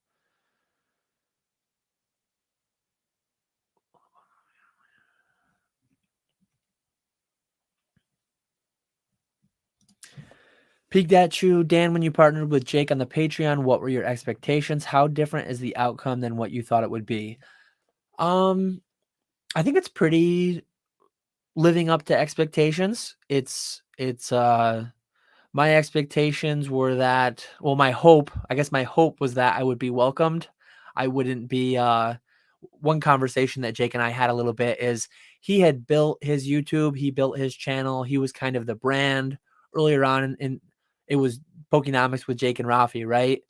And then Rafi made some of the earlier videos. He's made some more collection videos recently, but he never really got as in-depth into the market chats and all that. And having gone full-time, I think Jake had been a consumer of some of my content. He wanted someone who was full-time, who had the ability to bring different types of experience and knowledge to his Patreon.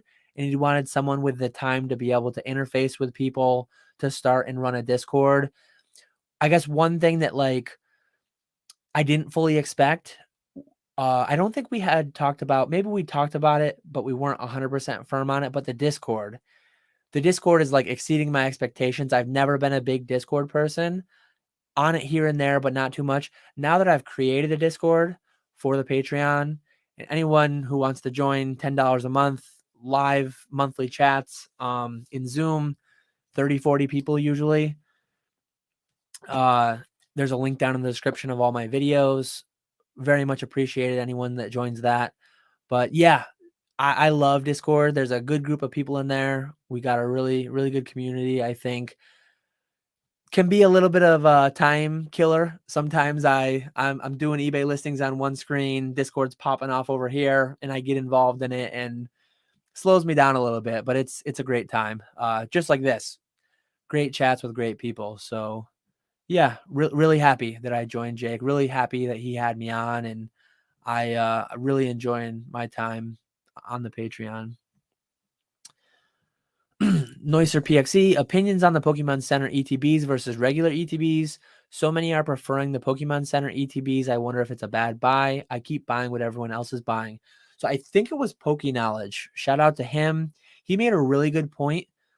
on Pokemon Center ETBs and why he chose that. And I'm in a similar spot, which is kind of odd to say because I have access to regular ETBs through distribution. So they retail, I don't think I have one within reach. They retail for 40. I'm able to get them for like 25 or less, 23 to 25. The regular set ones. The like Hidden Fates, Champion's Path, the ones that don't have a booster box release, those ones are 50. I'm able to get them for like 30. But so like if you're buying as a retail consumer a regular set ETB, you're competing against businesses that have access to them at 40% less without sales tax as well. If you're buying the Pokemon Center ETBs, though, I don't have access to that any cheaper. If I buy that, it's 50 or 50 or 60, whatever they sell on Pokemon Center. It's that plus shipping plus sales tax. They don't take tax exemptions as far as I understand. Maybe they do. I don't have one on with them. I should look into that now that I think about it. But yeah, worst case scenario, like I'm paying full retail. So everyone out there buying them, building a position in them, is getting in them at the same cost as you. Whereas if you're buying a regular ETB, there are people out there getting into it significantly cheaper than you. So that's like a reasonable position to be in to be able to get them on par with everyone else. Level playing field, I guess. So edge to the Pokemon Center ETBs for that. So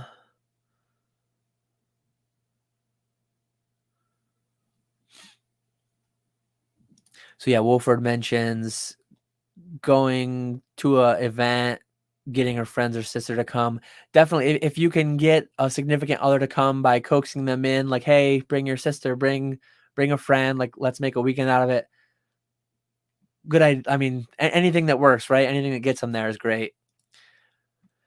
Pokey Martin, what did you miss? I pulled a Japanese Zard. Or Zard. Sorry, I wish I pulled a Japanese Zard. I pulled a Japanese Zapdos. I opened a Japanese starter deck. I didn't show the coin, but I did get a coin too. The Chansey coin. At some point, I'm going to open. You guys will have to let me know for later on. John, Pokemon Radar, claims that Charizards come from Venusaur Arts. And I think the Charizard I opened in Vegas actually did come from a Venusaur art.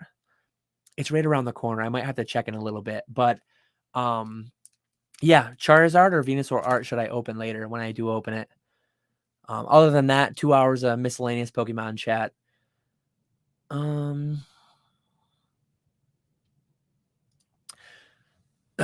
Yeah, so I've been consuming a little bit of Magic content recently. I couldn't shout like Tavis King. I met him in Orlando. Great guy, extremely knowledgeable. Love his channel. Great videos. Also, I watched, I believe they call it Unhinged Magi. It's open boosters and then another guy. I think their names are Dan and Edwin, maybe. They seem to speculate, and I think Rudy had a video on his channel where he was with open boosters and a couple other people opening Fab, maybe. They talk about the beta opening potentially being sketchy. Tavis King was there. He did a video breaking it down beforehand and after. The box mapped perfectly. So Heritage shuffled the packs. They weren't opened consecutively in order, but not only did the rares map to where they were all from the same box, but the uncommons and the commons map perfectly well too, because you can map all of them. So the box was 100% legitimate. The only thing that people claim is like, okay, the Lord of the Pit was opened on the sheet. It's the one below the Lotus. So I guess the implication is that they think someone knew like maybe if someone had a sealed case of beta, they would have opened one box here and one box here. And then the box in the middle, they could have mapped out, okay, Lord of the Pit is going to be X pack. Let's open that. We know that there's only going to be a Mox Pearl. We know that there's only going to be 3 dual lands. Let's sell this box as if it's unsearched. And theoretically, the whole thing was searched, knowing what all the rares were going to be. Maybe. But that's the only way that it could have been. Like, someone literally would have needed to have a case, as far as I understand, open packs on both sides. And I'll have to ask Tavis at some point. He's actually very responsive to comments. I've had some back and forth with him. I'll have to ask him if mapping a whole case is even a thing, because that's the only way that could have been shady at all, as far as I understand. But people like drama. People like to speculate without any proof. So yeah, that's what's out there on that. Can I go to Long Beach? Long Beach is a long ways away. I picked Charlotte, Orlando, which I already went to, and Denver are going to be my three. 3 is already enough for me, I think. I told the wife like 2 to 4 events a year is probably going to be my limit. Leaving the family and all that. Maybe once they get older, if they get really into it, it'll be more. But Long Beach is a long ways away. Kansas City, Dallas is too close to Charlotte, 1 week apart. So that's why I picked what I picked.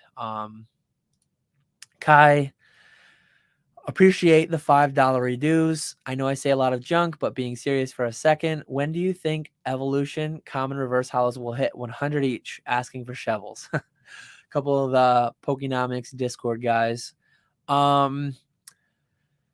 Some probably already did. I don't know. I think I don't have any 10s. I think I have like PSA 9, Pikachu, and Charmander ones. I might have them right here, actually, funny enough.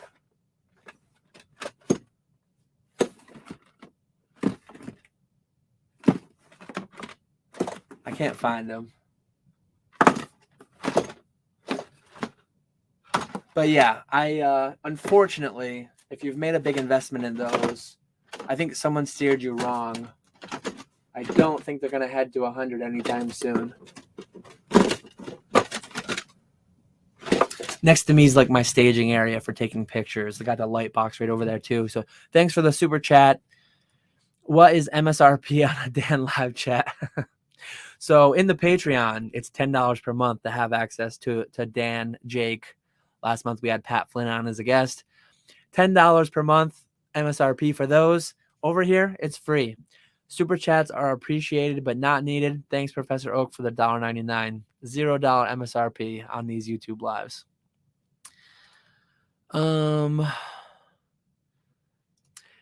No first edition Zard pull yet. Unfortunately, no first edition heavy packs. I do have some heavy first edition light graded packs, but maybe we'll get that 4th print Zard. We'll see. Falling behind in chat again. Chat's lively. Charizard Grand Prix promo, future potential, or dumpster fire? I don't think it's a dumpster fire. I think it's a heavily printed card. It's Charizard, so it'll probably do fine as far as like, but it might only be worth raw plus grading fee. It might not be significantly higher than that. I have a handful of them, not a ton, but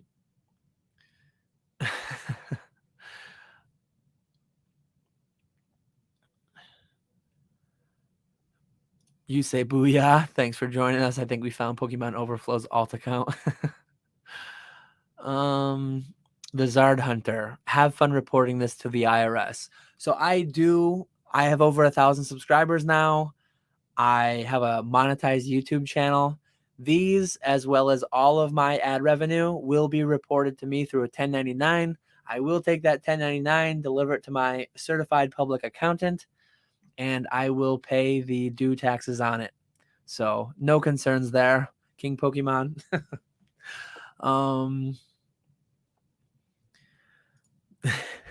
The old card shop is also a member of the Pokenomics Patreon and Discord. Discord is all bags and CGC 8.5 talk. We have a good time in there. Pokey Martin says, my CGC slabs weigh 4.1 ounces when I ship, crossing the 4-ounce threshold. How do we handle this travesty? Are they that heavy? I think I have 4 ounces as the default for my CGC slabs in eBay. But you might be packaging them too. I do 2 padded envelopes. So I don't add much weight. Maybe you're doing in a cardboard box or something. Smitty Warman. Dan, let's say you had two sons, one named CGC and the other named PWCC. Which of your two sons disappointed you the most over the past year? That is quite the question. I'm glad I'm not in that position because I would be very, very let down. I would be wondering where I went wrong raising such two misbehaviors.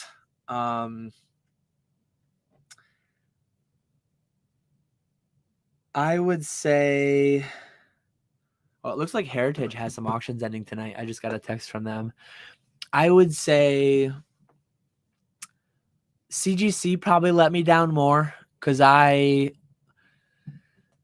Golden and Heritage are what they are. PWCC let me down too. They both let me down a lot because I have grievances with both Heritage and Golden. Not as much though as I have with PSA, I guess. So when CGC came in, I was really hoping they'd like knock off PSA. Same can be said though when PWCC came in. I would hope they would innovate, but both PWCC and CGC just really let me down. They followed in the footsteps of the Giants and didn't innovate. And yeah, I've ranted on that before. I'll continue to rant on that. So try to not take up too much tonight. Old school like that question too. Wolford, thanks again. Thanks again for joining the live. Pokebarn, thanks for the kind words. A lot of people talking about enjoying the Pokenomics Discord. Appreciate everyone's kind words towards that. Old school talking about the paywall between him and the Discord. He's not joined, so Smitty asks, if I become a member, do I get access to the Discord? So just to shout out a little bit further, the Pokenomics Patreon that Jake and I run. If you join, it's $10 a month. You get access to the Discord. You can connect to Discord right through the Patreon panel, right through the community tab, I think it is.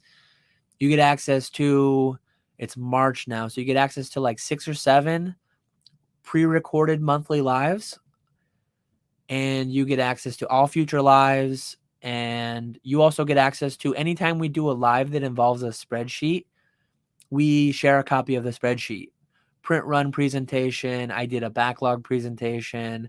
Jake has done some trophy, PSA 9, PSA 10 pricing, pop report things. So all that you get for that cost. And it's a monthly thing. You can cancel at any time. But yeah, I really appreciate anyone who checks that out.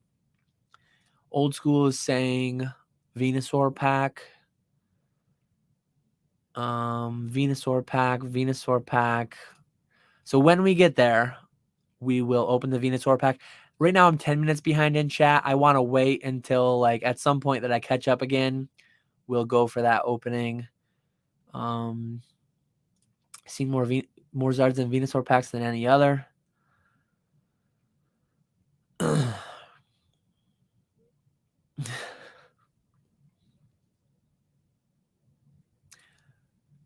People pumping up the Discord. We got a lot of great guys in there.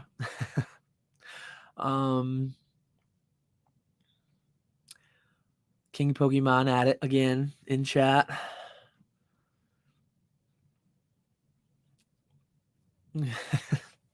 No one's safe from Cardinal Gaming roast, and they're frequent in the Discord. I join in whenever I can, but I love how much people have like taken advantage of the voice chat rooms in there. Like I look at there so many times. I'm like, man, I kind of want to hop into voice chat, but these people are just in it every other night, it seems. My wife would leave me if I hopped in every time someone was in voice chat, but it's great to see. I mean, every so often I see Jake in there too. I hop in when I can. We used to do like if PWCC was once a month, I would try to do, but once a week, it's so much. I've hopped in there for Heritage, some of the big weekly auctions they've done, but it's hard to, like, I don't have any regularly scheduled voice chats, but I hop in when I can. Mason's got to go to Denver. I do hope, Mason, I hope everyone that can shows up to Denver Collecticon. Charlotte as well. I'll be there. But it seems like a lot of people are targeting Denver.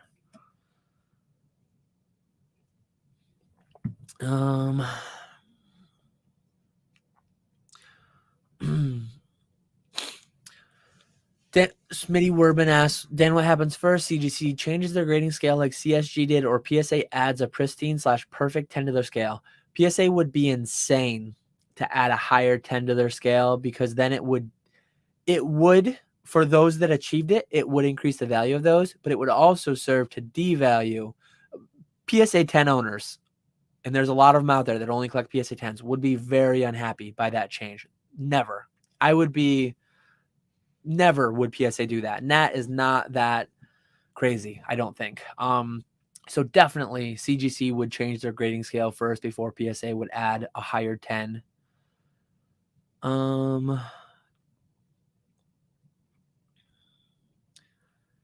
People talking about Denver. Looks like Nick is going to be there as well. Maybe Basic. I think Swami's going to be there.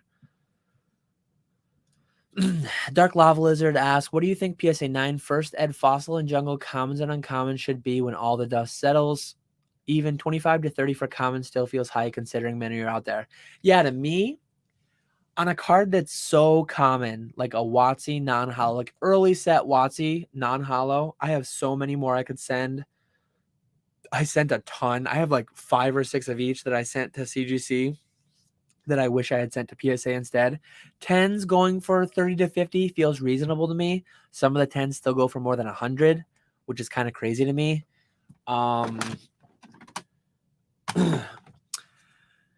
25 to 30, obviously with $50 grading being the cheapest, it's reasonable that they haven't fallen much further than that.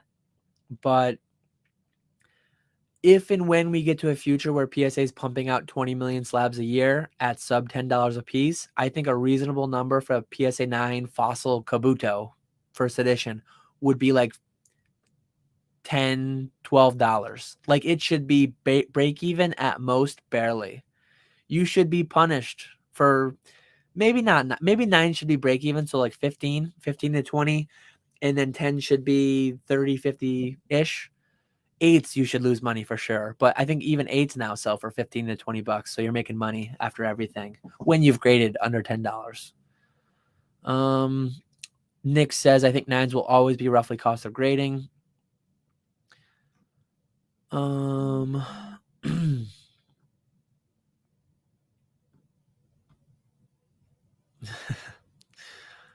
Kai, you're not gonna get me.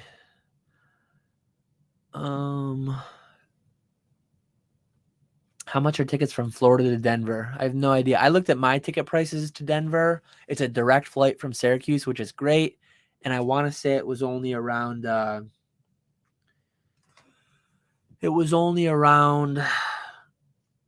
5 or 600 round trip maybe from Syracuse. So that's good enough for me. I'll definitely be there.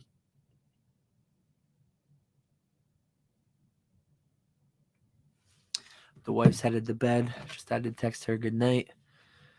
CGC slabs weigh 2 ounces. They're definitely heavier than PSA ones, but yeah, that sounds about right.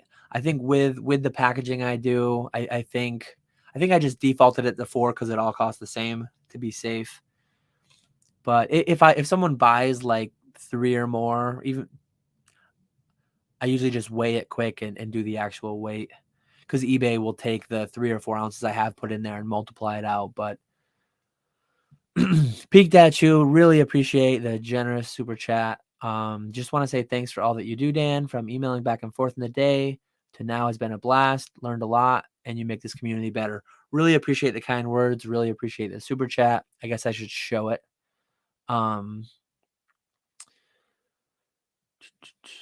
Brian, how's it going? Thanks for stopping in.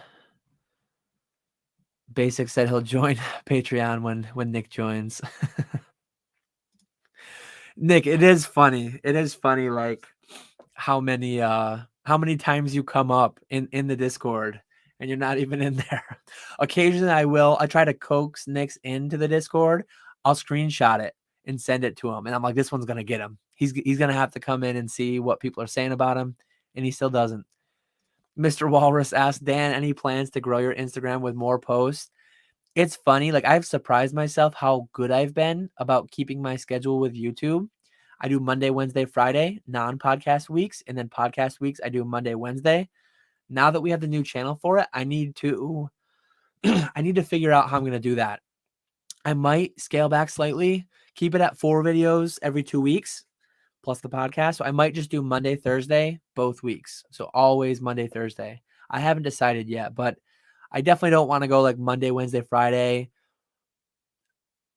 every week on my channel. That would be too much.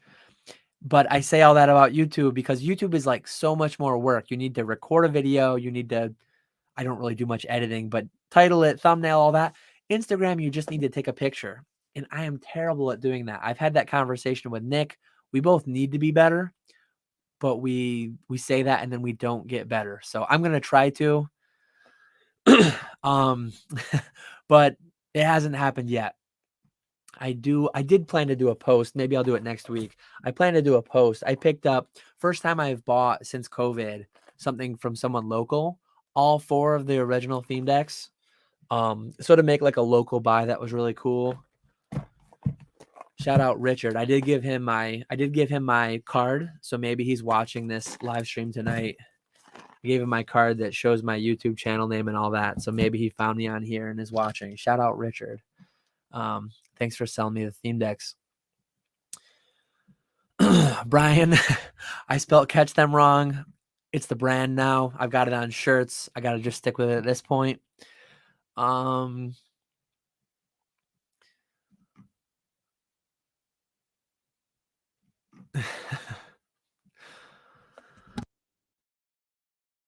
Basic. So when Basic was at the Leonhardt pop-up shop, I guess he must have had a Blastoise pack art to get the Charizard, but unfortunately, I don't have Blastoise. I've got Charizard and Venusaur is all I have to choose from. So hopefully that doesn't mean I don't have a Charizard. The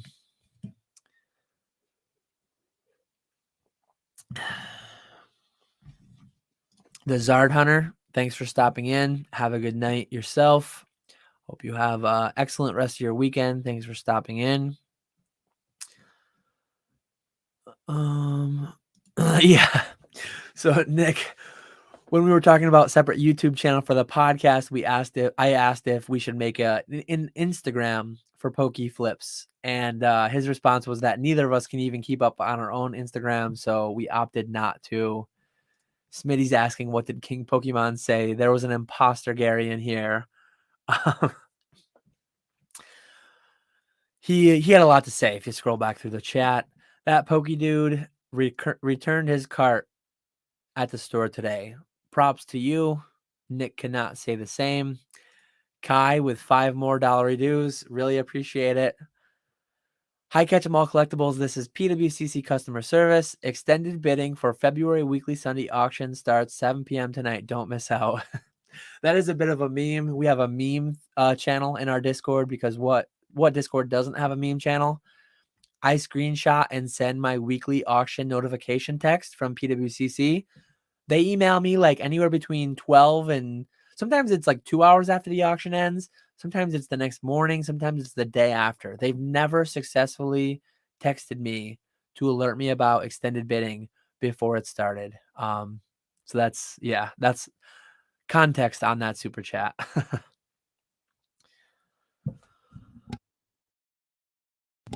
Talking about voice chat. Yeah, productivity goes to 0 in that Discord. You do have to be careful. Pokey Martin, serious question. Have you ever done a card buyout? If not, can you please do one? I want to buy a specific card, and there's about 10 of them on the internet and document my experience. So I've bought hundreds of cards. I've bought hundreds of the full art Celebrations Pikachu because I got them for like under $1 a piece. I like the art. I think it's cheap. I think they're about half the price as when I started buying them. So I should buy more. But like I've never tried buying a card out just because it would take an obscene amount of money to buy out a set card, and yeah, I don't know that I'll ever try. Will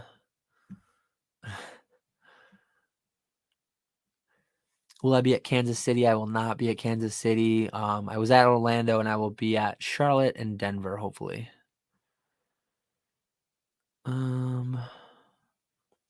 Mason wants to see the pack be open so he can go to bed. I'm 8 minutes behind, Mason. Let me try and catch up, and then I'll open the pack. Try to open the pack in the next 10 minutes if you're still here, Mason. So let me rush through chat.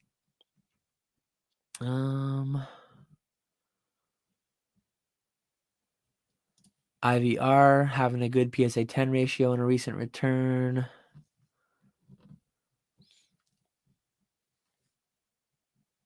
Is BBCE still grading Pokemon packs? As far as I understand, yes. I recently did just grade base first edition packs. I don't have them handy, but I believe they're still sending them to BBCE to authenticate them. As far as I understand, BBCE authenticates them and then PSA grades them, but I'm not positive. Impact grading, I'll have a video next week about my recent pack return, but I've had past ones before. Yeah. Kai, thanks for stopping in. Have I dabbled in any other TCGs or collectible cards that aren't for business purposes, just something for fun? We all know MetaZoo's about the dollars. Genuinely, I don't have hardly any MetaZoo listed for sale. It's not just about the dollars. I'm dabbling in it for fun. I have... At some point, I want to like pick up... I definitely picked up like a Simpsons CCG box years ago. I picked up like some random stuff. I want to pick up some dead trading card game, collectible card game boxes at some point. I do have a little bit of Harry Potter. That wasn't about the money. I just really loved the Harry Potter books and movies growing up. So yeah, I want to get into it a bit more.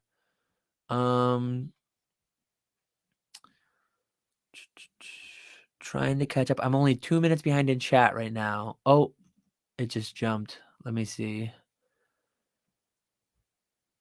Pokenomics making an appearance. Thanks for stopping in, Jake.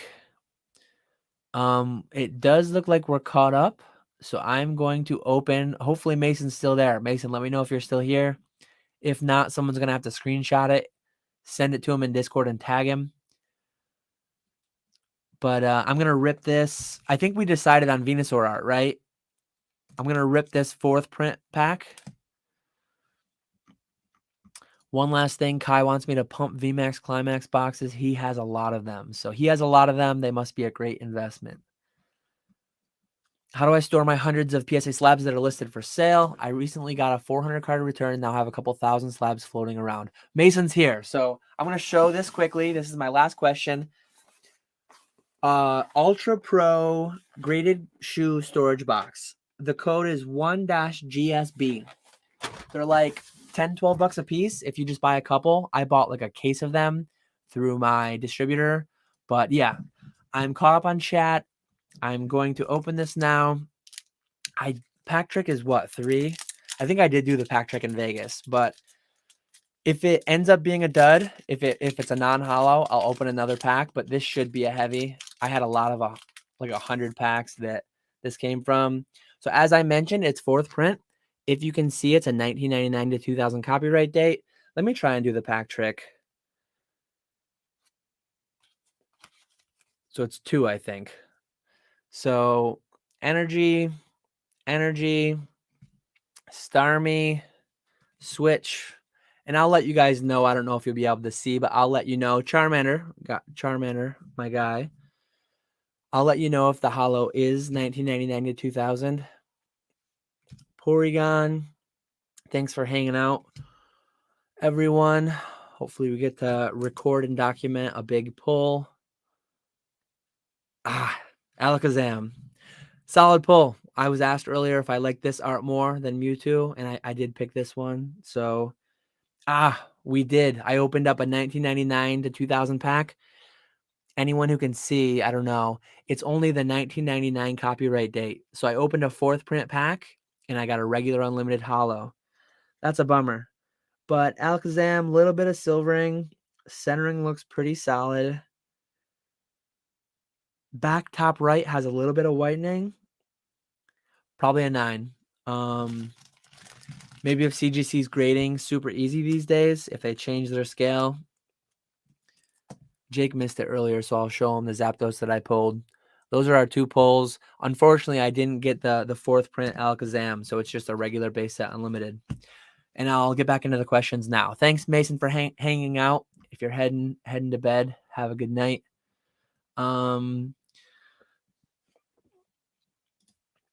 Basic says, I have 500 slabs coming back from PSA. I'm in line to make 5x based on current market. I do not need to flip them, but should I hold, sell, or split? Hold the good ones, flip the not as good ones. Thanks for the good lucks. I went for the Venusaur art and I didn't open Charizard. I got scammed. Ordina Lee Banks. Hey, Dan, what's your experience with light scratch / scuff marks on the back of cards with surface grading at PSA? I know my cards get killed with CGC surface. I think light scratching on the back, you could probably get, light is a very subjective term. I don't know exactly how light. I don't know how many light scratches. Is it the whole surface or is it just a few hairline light scratches? Feels like an 8 could be appropriate depending on what you're talking. Down from there if it's significantly bad. Maybe a 9 if you're talking like 1 or 2 light scratches. One single extremely faint scratch with everything else pristine, you could probably get a 10 even. So big range just depending on severity. Those BCW are expensive for what they are and only store like 100 a piece. I get them in I get them from my distributor. I think I buy like 50 at a time, like a bundle of them. I think they call them. I think I get them for like $3 a piece. It's just people selling individual ones on eBay. They're expensive to ship.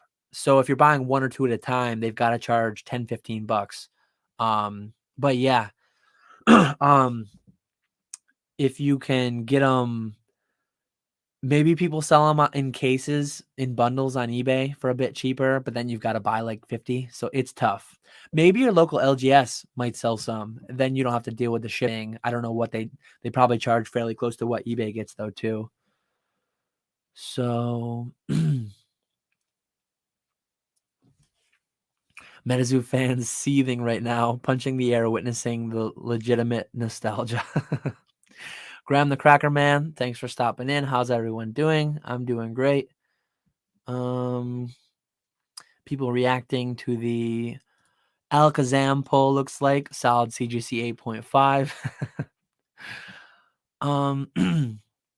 How bad does PSA get you on the silvering? So this Alakazam, I've graded base unlimited, jungle first edition, Near Destiny even, cards with like significant silvering. This card had very minor silvering. I don't know if I can even get you to see it.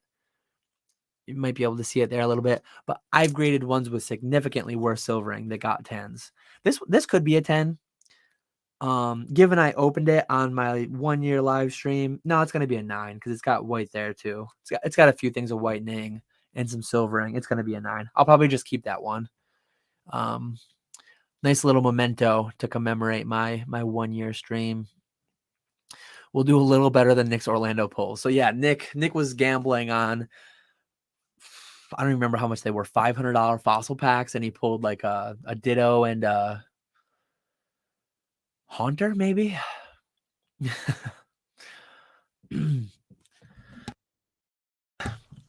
So TCG Grading said he uses plastic ammo cans from Walmart store slabs. Great, $4 each and hold a bunch.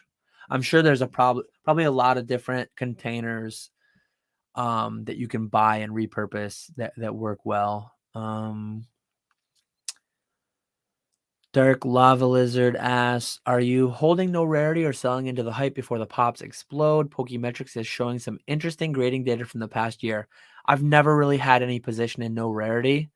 I'm not like fairly indifferent to it. I'm not big into it. I did buy, when things were heating up a little bit with it, I went on Buy and I bought like a completely beat, no rarity Charizard for like $1,000.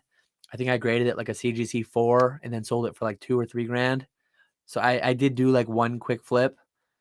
Other than that, I don't think I have any no rarity collection or inventory. So interesting though, if the pops are moving on that.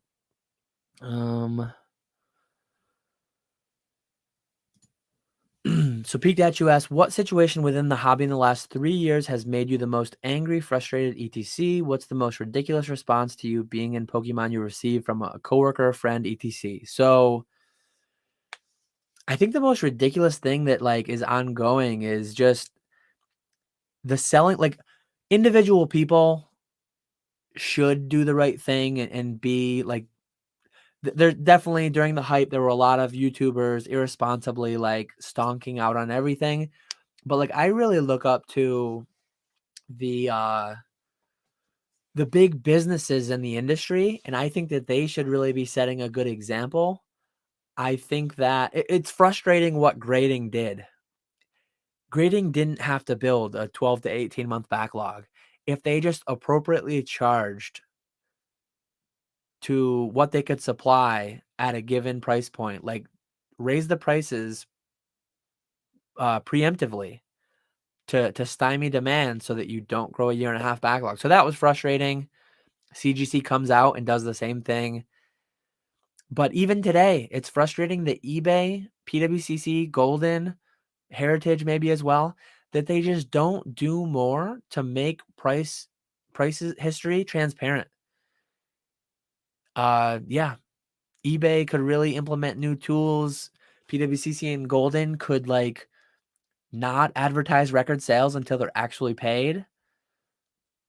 Yeah, those are my things. And then what's the most ridiculous response to you being in Pokemon you've received from a coworker or friend? I don't think I've ever really received any negative or bad responses. Everyone's been like, some people are like, wow, that's crazy. Can't believe you quit your job to do that full time. It's crazy that there's that much money in it, but never really any wild responses. Matthew Bay makes a good point. PSA advertises eye appeal as one of the main factors in their grading, so light scratches on the back aren't too bad, I would think. Light scratches on the back should certainly be significantly less damaging to the grade as like ones on the front. Makes sense. They do allow like further off centering on the back on a PSA 10 than they do on the front because, again, that eye appeal factor. Do I like the Pokemon Rocks America Lugia? I'm going to have to Google that.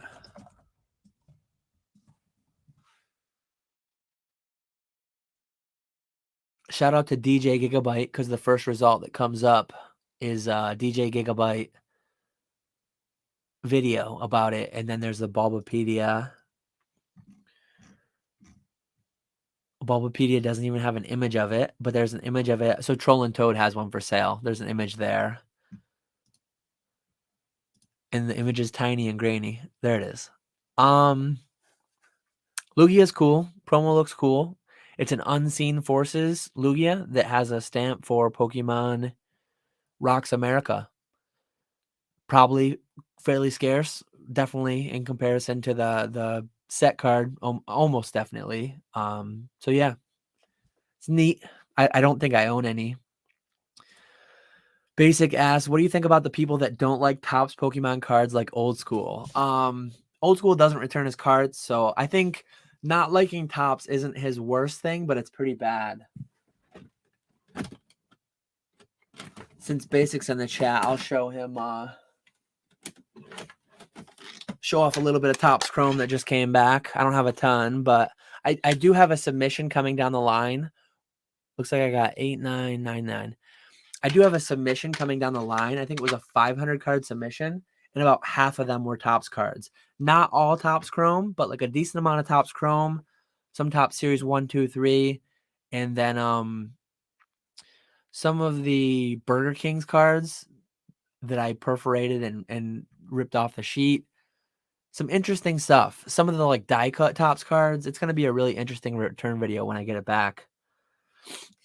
Mason still hanging out. So he's hanging out after the opening. He said check a local card shop. He doesn't carry shoe boxes, but he does sell 1,000 count in 5 rows. So given that you won't have to pay shipping on like one, you might be able to get a better deal at your LGS and support your LGS. So that's a great thing. Mason, you might have to look into getting a bundle, and slabs are really picking up. So you might have to supply your locals with shoe boxes now too.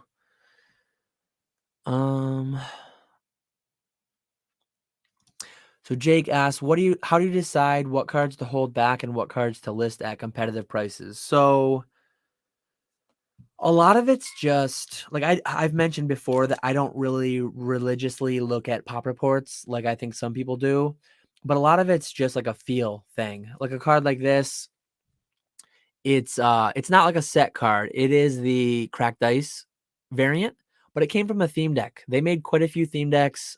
I don't know what the theme decks go for, but a card like this, I have a lot more of them. Anytime there's a Charizard in a theme decks are kind of a thing of the past, at least currently, but the Battle Arena decks, I buy a lot of them anytime there's a Charizard. So super modern promos that they printed a ton of, super modern set cards that they printed a ton of. Or like WotC. Here's one. Like WotC set cards. Anything that I can replenish quite easily, or I still have a lot more without even the need to replenish. Things like that. I go on eBay. What's the lowest price? I beat the lowest price. Sell it immediately. I was selling Sword Shield 50 PSA 10s when they were 200 a piece. I sold them at 150, 100. I'm selling them at 50 now. If and when they go to like 20, I'll probably stop for a while. But if I'm making money and I can replace, I'll sell it for cheapest on market. Cards that I can't replenish at all or easily, I'll either not list altogether or I'll list them high. Like my Pikachus right now. I am the cheapest on the market on my full art Pikachus, but I'm pretty high compared to like last sold. Cards like this is an SGC that I picked up at an auction, but the only way to reasonably get, even though it is muck, it's a mint plus muck hollow. This comes from a $10,000 box. This comes from a $500 heavy pack. It's like, I don't want to, like, this probably goes, if I auction this, I'd probably get $40 because it's in an SGC case. I'm not going to list this. Even if this was in a PSA case, I'm probably not going to sell it because it's probably going to be like $80, and I can't replace that for $80 very often. A mint WotC first edition hollow. So it's all about my ability to replace it. Is really it. So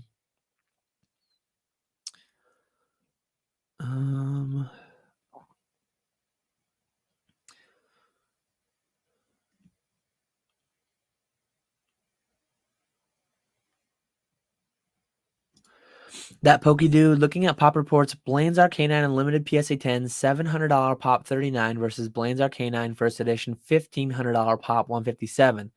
More Unlimited have been graded. General thoughts. Not buying them, just interesting. Common question. I've always been a first edition guy. It's a weird thing though, because it's like it's the same art. A lot of the Unlimited pops are lower. Sometimes it's because less were graded. Here it sounds like more were actually graded. It's just a harder grade. I don't really know. I'm glad that they still don't do first edition. Some people want them to bring it back. I personally don't, because then you have that weird thing like, okay, do you chase the Unlimited because it's lower pop, harder to grade? Or I personally buy the first edition PSA 9 or a first edition mint binder copy, and then I'm done. I don't get into the pop reports. I don't look for 10s. Those are my personal general thoughts. But for anybody who, yeah, it's clearly the market has spoken in that it values the first edition more, even though there's more of them out there. But if I had to buy one or the other, I'd rather have one first edition than two Unlimited. But some people might the other way, and whatever you think is fine. Where we'll end up in the future, I really don't know on that. But first edition is like an easy thing that people can see and they feel like it really means something and is special. So I think it'll always kind of be like that. Pokemartin is looking for someone else to share in his sorrow. I'm still waiting on a November 2020 submission from Ludkins, and it's in the grading phase, so I'm 4 months out at a minimum. Anyone else in the same boat? I'm in the same boat. November 2020 is my oldest stuff too. So yeah. Pikachu, thanks for stopping in. Looks like he's heading out. Definitely will be in the next one. Appreciate you stopping in. Have a good rest of your weekend. Lord Pokebloke, hey, I made it to the live for at least a minute. Congrats on 1 year, Dan. I'm back to the date night, but watching the rest tomorrow. Hope your dinner went well. Thanks for stopping in. Looks like I'm catching up. I'm caught up with live. Still got 54 people in here, but we're slowing down. So Dark Lava Lizard, what do middlemen need to do to stay relevant when bulk reopens, considering how far behind their orders are versus direct/retail? So one question I would ask on this, how are they actually behind? So we talked about it earlier. If you were here, I sent an order in November of 2020, but per PSA system, it likely wasn't received until February or March. If you look at the complete through dates on PSA system, their complete through date is like February or March. But again, those cards were physically there. Their complete through dates are nonsense because they're not going by when they were received physically. They're going by when they were received in the system, which is just stupid. So are middlemen really that far behind? Maybe they are. But if it's a month or two slower and I can send 500 cards to my middleman and I don't have to type all those in, especially for times where like I'm chucking out foreign stuff, I'm chucking out unsorted things that I don't want to have to look up. PSA system is miserable to type in, and CGC's is worse, I think. So if it adds a month, I'm happy to send to a middleman and have them do all the work and pay less. Like right now, people are falling over themselves to do the $50 PSA lottery. You got to play games. You got to go on, you got to log in, you got to open 20 browsers so that you can win an allocation. And then you got to submit them yourself and pay 50. I'm paying 48 through a middleman. I do have 2 submissions out through a middleman and 2 out direct. The 2 direct are actually back. The middleman ones aren't back. So it is slower. I'm going to do a video on how much slower it is. But long term, will they stay the same? Will they keep middlemen on a lower priority? I really don't know. But I'm definitely willing, if I'm paying less and I'm not doing the work myself, I'm willing to wait longer. That's my take on it. Obi Bong asked how the packs go. I opened a Japanese starter deck and I got Zapdos, and I opened a base 4th pack and I got an Alakazam Unlimited. So not the 4th print. And I did get, I should probably sleeve them so I can grade them. But I did get a Charmander in each.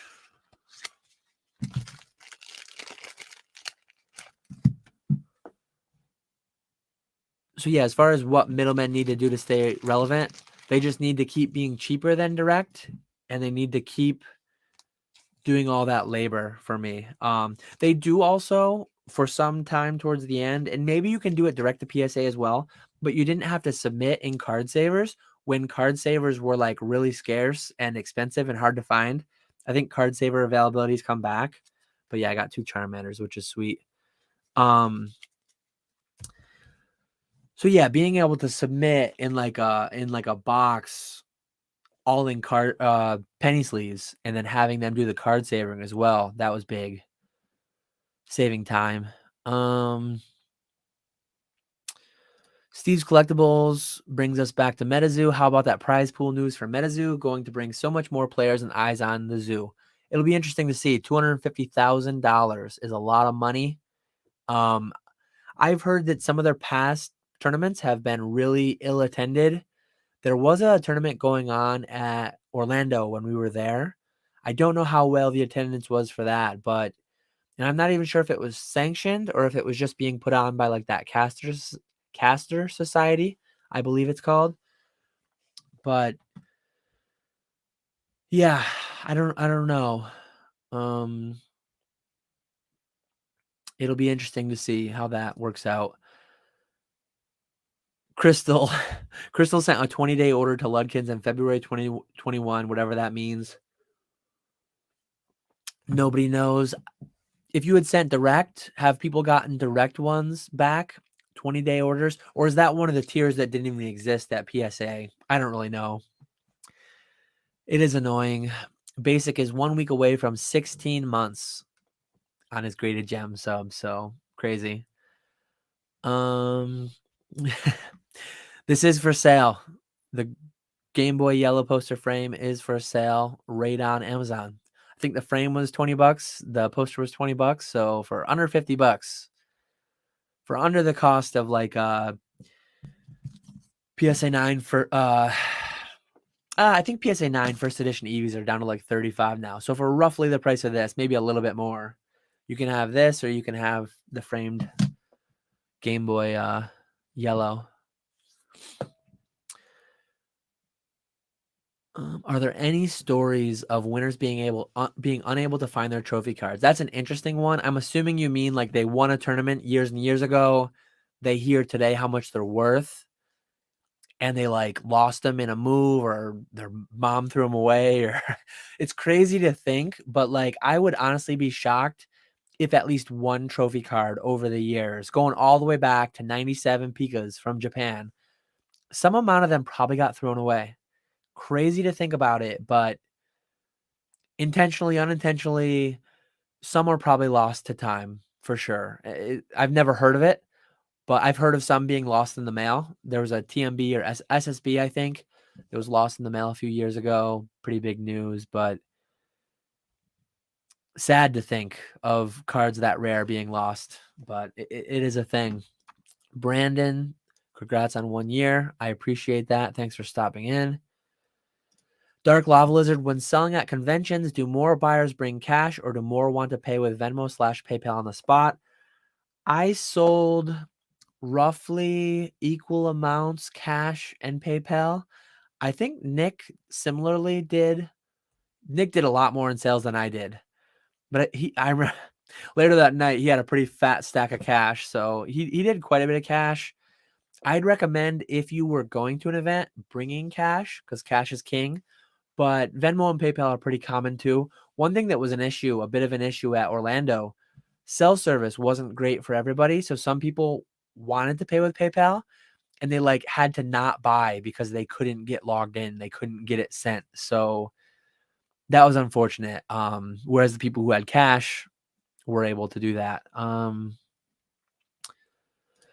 Graham said, I won't be doing middleman services till they provide more value than just being cheaper. For a smaller operation, it doesn't make sense. I'm waiting on September, October 2020 subs. We'll see.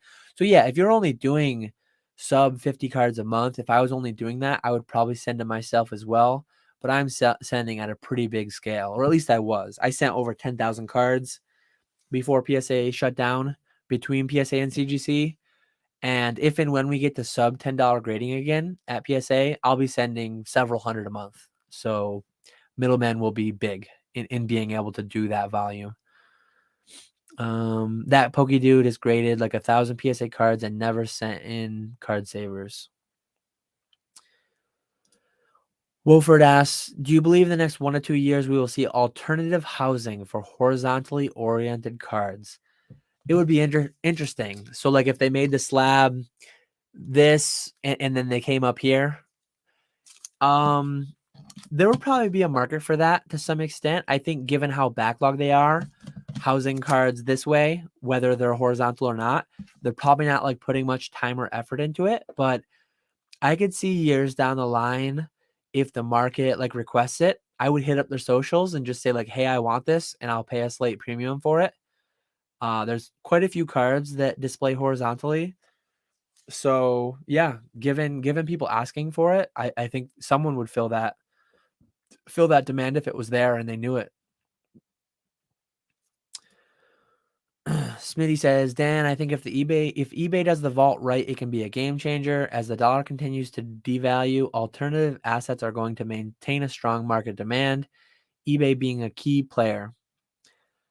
Yeah, I think the eBay vault could be massive. I think the PWCC vault was awesome when it was on eBay.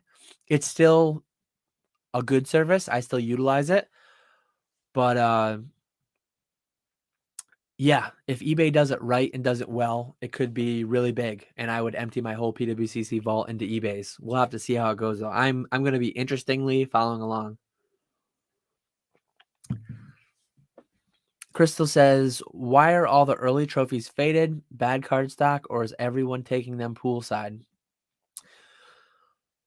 The early trophies are like 25 years old. I think some amount of fading, even if you don't have them in your windowsill facing the sun, some amount of fading is going to happen over time. Even these, if you PSA encapsulate and let it sit in a safe deposit box in a bank, 25, 50 years down the line, I think some amount of ink degradation is going to happen. And a lot of the trophies, talking about earlier how some probably got like thrown out, some are probably lost to time. A lot of the trophies, people were really proud to have won them, and they probably put them like right on their desk. They probably had them in rooms with lighting that 8 hours a day, fading them over 20 years. Maybe it was something to do with the ink. Maybe it was something else going on with those early ones specifically. But I think a lot of it was just time and like people displaying them was common. Basic asks, what are your feelings on MetaZoo Kickstarter box current market prices today and future? So I think I last checked like a week ago. I picked up my boxes over last summer for around 2,000 a piece. I flipped a couple between 5 and 6,000, bought them and sold them, and I still have 2 boxes left. I think the cheapest on eBay is 8 right now.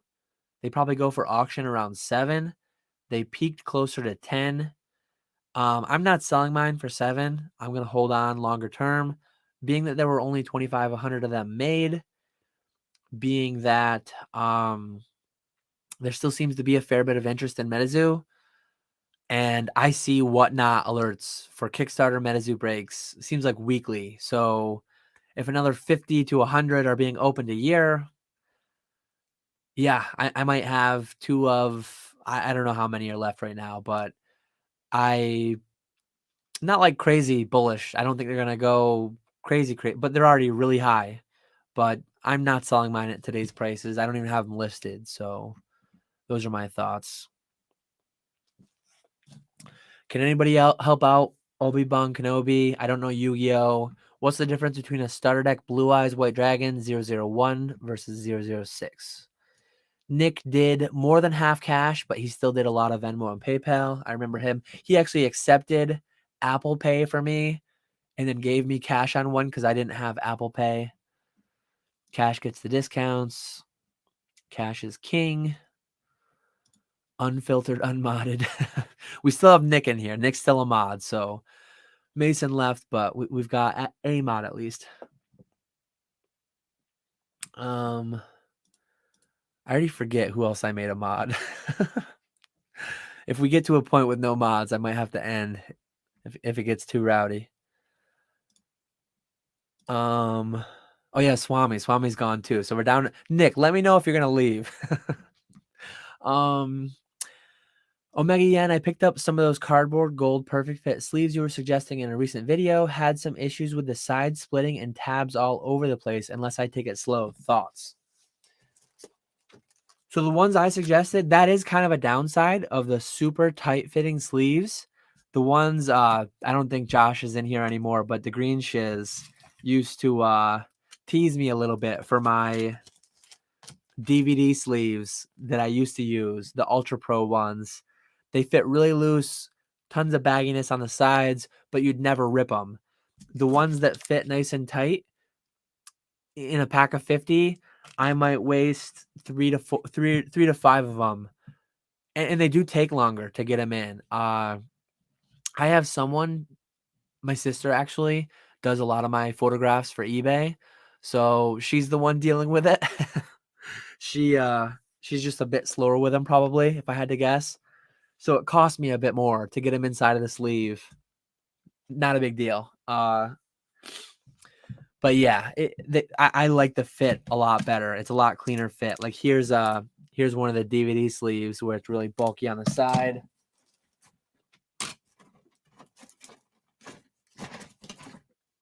And then here's one of the PSA sleeves. Nice little logo at the bottom too. Nice tight fit on those.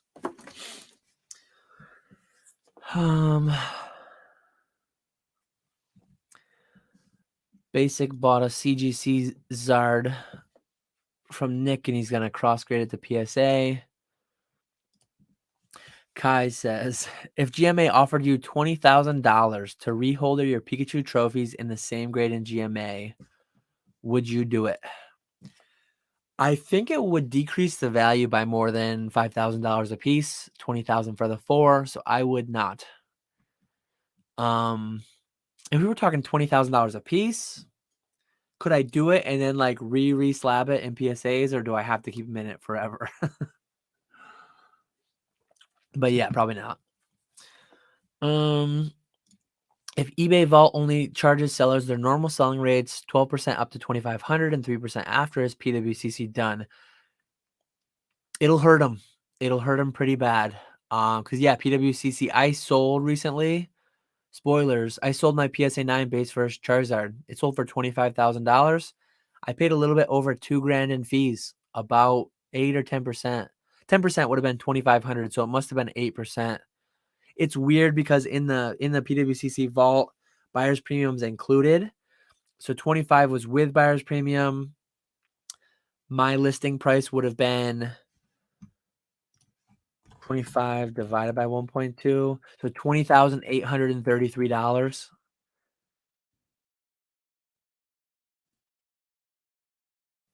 Something like that. But yeah, if I can sell through an eBay vault a $25,000 card for $250 plus 3%, that's gonna be great.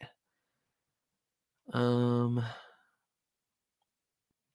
the mods jumped ship. Nick's still here. Wait, did he say he's leaving? I don't think he said he's leaving. Panicking. Smitty's got a Galaxy Brain idea. Crack CGC 8.5s and regrade it SGC for 10s, then send those back to CGC to cross to 9.5s 10s. Grading companies hate him.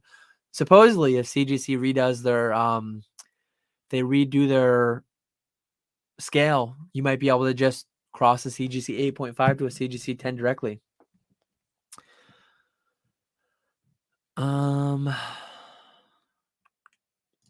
Basics waiting for old school Pokemon to go live. I don't think he's ever done a solo live. We did go live on his channel together for our giveaways there in December, but yeah.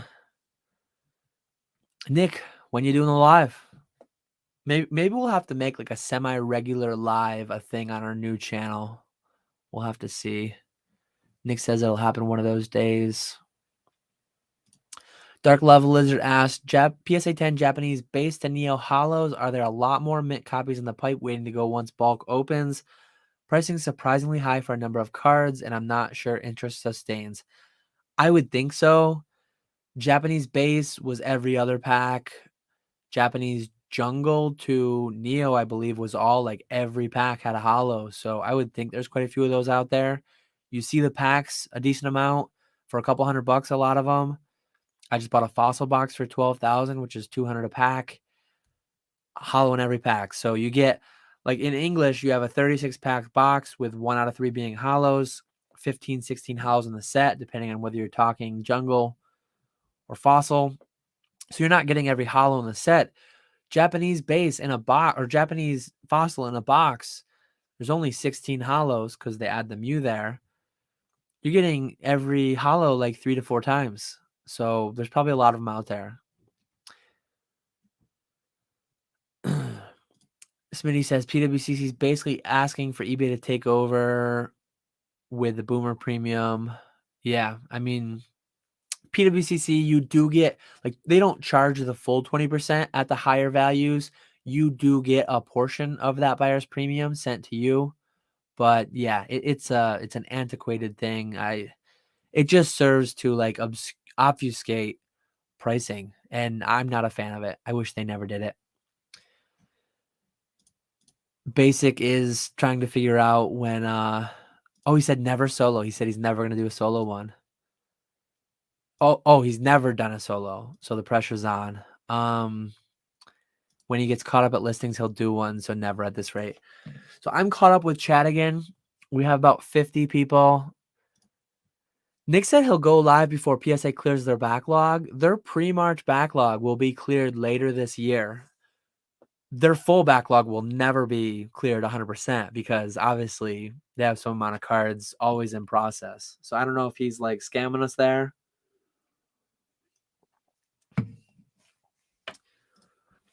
Dark Lava Lizard asks, for eBay sales over 2,500 and can't use GSP, do you ship with FedEx fully insured? So I've shipped internationally 5-figure sales a handful of times.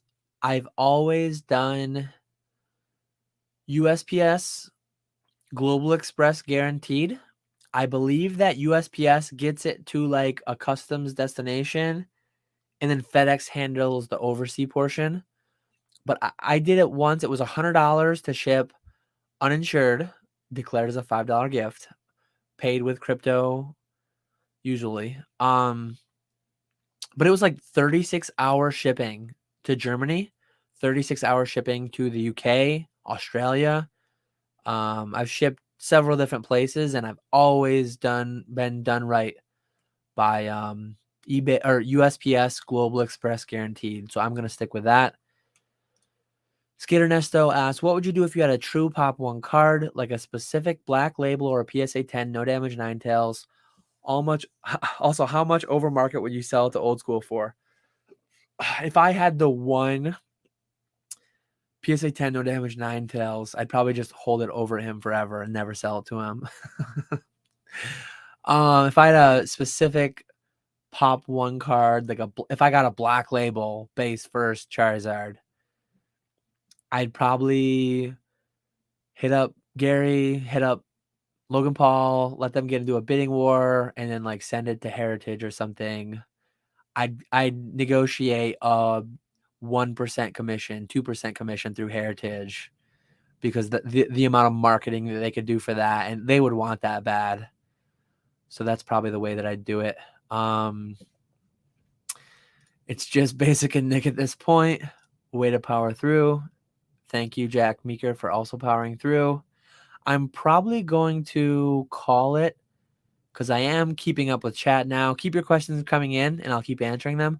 But I'll probably call it around 1 just to cap it at 3.5 hours. I think that's a pretty solid stream. Really appreciate everyone hanging out. If like chat runs way out ahead of me, I'll try to not end it, but I'm still feeling good. But chat's definitely slowing down, so I don't want to overstay my welcome here in this live and have it completely fizzle out.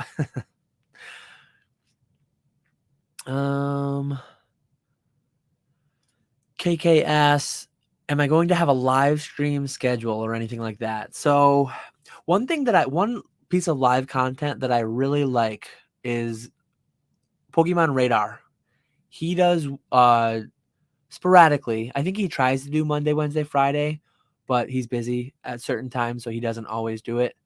He'll like search eBay though for an hour or two and just hang out. I'll hop into his lives a lot of times because I'm usually just listing. I'm usually just browsing eBay, browsing Heritage, whatever. So like midday things. If I ever did a regular one, it would probably have to be midday because I don't want Pokemon, now that it is my full-time job, I don't want it to spill out too much into my personal life. Got to have time with the family, got to have time with the kids and all that. So trying to limit, like I do every other week with Nick for the podcast already. From time to time, I'll go on other people's channels in lives, Jake's, Pokéknowledge's, been on Swami's before. I hope to continue going on more. I actually have a couple planned down the line with other people. So I just don't want, like, I don't want to do another thing that's once a week that I'm not hanging out with my wife or something like that. So she is a teacher. She has work to do a lot of different weeknights. So like when I've been doing this the whole time, right now she's sleeping, but for the first couple hours of it, she was doing schoolwork. So it works well. Kids are sleeping, wife's doing work, I'm doing work.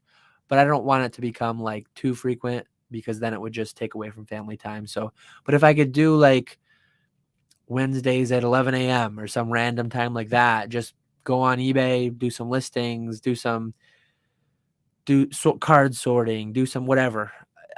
Maybe something like that could happen. I'm not saying it's definitely going to happen, but if it ever did happen, it would probably be like business hours live stream. KK says, doesn't the No Damage Ninetales only have a PSA 9 unless the pop has more than one entry? How much is the 9 worth? So Nick below says there's 110. Nick's the guy for all the prices on the he sets the prices because he just buys them all at certain prices. Kai says we just got FedEx in Australia. Everything that comes GSP to Australia goes to FedEx. It's pretty fast. Good to know for the Aussies. Dark Lava Lizard, do you have an exit strategy if the market spikes again? What would you be interested in doing after Pokemon? So I don't know if I'll ever leave Pokemon fully, but if we were to get a crazy 10x spike in the span of a year, I sold a ton during the last one, but I was bottlenecked by my time because I had a full-time job. I wish I had sold more. If I was full-time at the time, I would have sold more, but I just didn't have the time to get too much listed. Now I have things at the ready in the PWCC vault. I have most things listed on eBay. If and when we do it again, it's all there ready to be bought. It'll get bought on the way up. I'll raise the prices of what wasn't bought yet. It'll get bought more. Some I'll send to auction. I can't say like there's a number. If and when I can get the number, I'd be fine selling everything. There's a number that I would just get rid of everything, but then I'd buy back into it. I'd continue to buy more. I wouldn't get rid of my childhood binder. I'd always try to keep a small handful of cards, but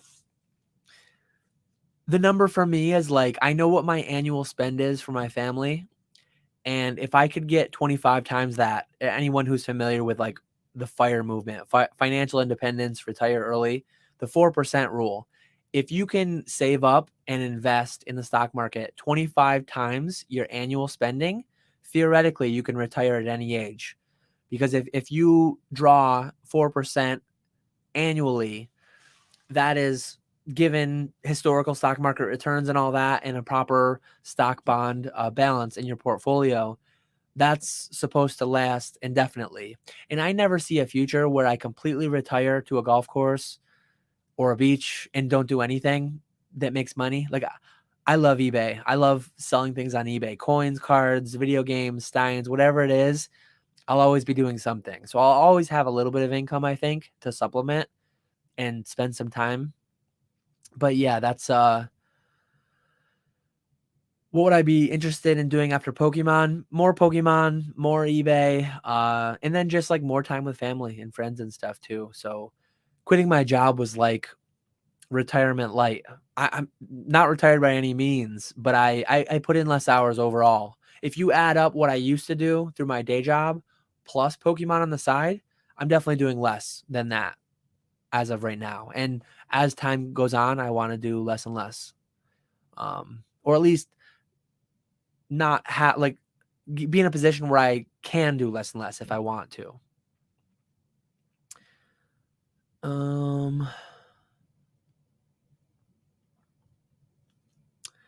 Thanks, Ernesto. Great stream, great chat.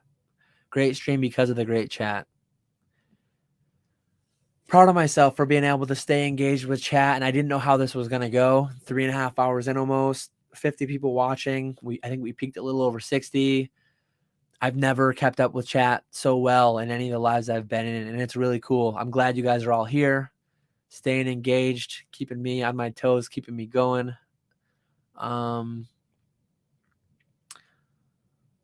Looking interest, if sheets continue moving upward on the development.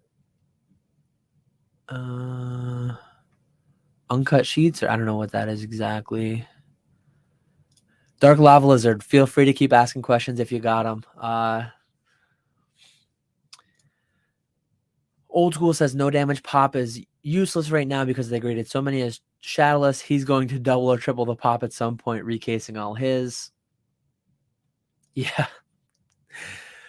Sounds like, okay, so hit up Kai, hit him up in the DMs. Everyone who hung around the whole stream gets free Pokenomics Patreon membership for life. So that is, thank you, Kai. That's very, very gracious of you, like, to you for doing that. So hit up Kai for your free Pokenomics Patreon memberships.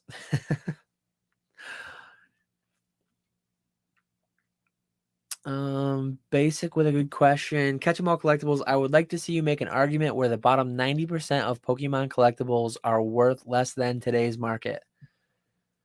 So if I want to Shovels, Dan high on that Coca-Cola. Always repping Coca-Cola. Like man, it's getting late. Warren Buffett. So cheating, they print like 3 billion cards a year. 10% of that is 300 million. So like I think the bottom 2.7 billion cards that they print every year are worth less than retail. I mean, retail of a pack is $4. There's 10 cards in a pack, 40 cents a card. 90% of cards aren't worth 40 cents a card. Most of them are like bulk. So cheating answer is that's already the case. The answer, like, to the question that you're actually asking, I think, though, is for Pokemon to do so poorly where 90% of cards like can't sustain and go down, I think you'd have to have Gen 9, Gen 10, whatever generation that's going to start the downfall, just be really, really bad. You're going to have to see video game sales go down significantly, the anime performing poorly. For some reason or another, like, they're going to have to stop making money and stop making Pokemon altogether. But as of right now, like, things seem super healthy. My wife's a teacher. She has a bunch of students into it. I have a bunch of cousins that, like, younger cousins and younger family members, friends that are into it. It feels healthy. I mean, Modern is super, super healthy right now. It's come down a bunch. A lot of cards have come down a bunch, but that boom, that bubble was not healthy. I think we're in a good place right now. So I am optimistic, but the case for 90% of things to fall, like, into the future forever, things would have to go really, really bad. And I just don't really see it happening. Dark Lava Lizard asking OSP, what does he think a no damage Ninetales goes for? I'll be interested to see his answer. Oh, he said he has no idea. It'd be a bidding war between him, Rusty, and Gem Mint, and he thinks he'd lose. He'd be bidding against some deep pockets. Good question, Ernesto. Where do you see your channel in 1 year? What do you hope to accomplish? Will be cool to look back a year from now. Very cool. I like the question a lot. So if you would ask me this a year ago on day 0 on the podcast, 1,000 would have been like probably my goal at the time. I didn't really think it was going to happen, but thanks to Nick, thanks to Z&G Emporium, thanks to Jake, thanks to a lot of the guys who had me on their channels, shared me on their channels, shared me on Instagram, wherever, people who kind of supported me along the way, my viewers, obviously, people coming back for the content. That's what got me there to the first 1,000. I'm at about 1,400 now. So I guess I'd like to more than double, do more in the second year growth wise than I did in the first. And I just want to continue, hopefully, bringing value and entertainment to the viewers. The first year had a lot of graded card return videos.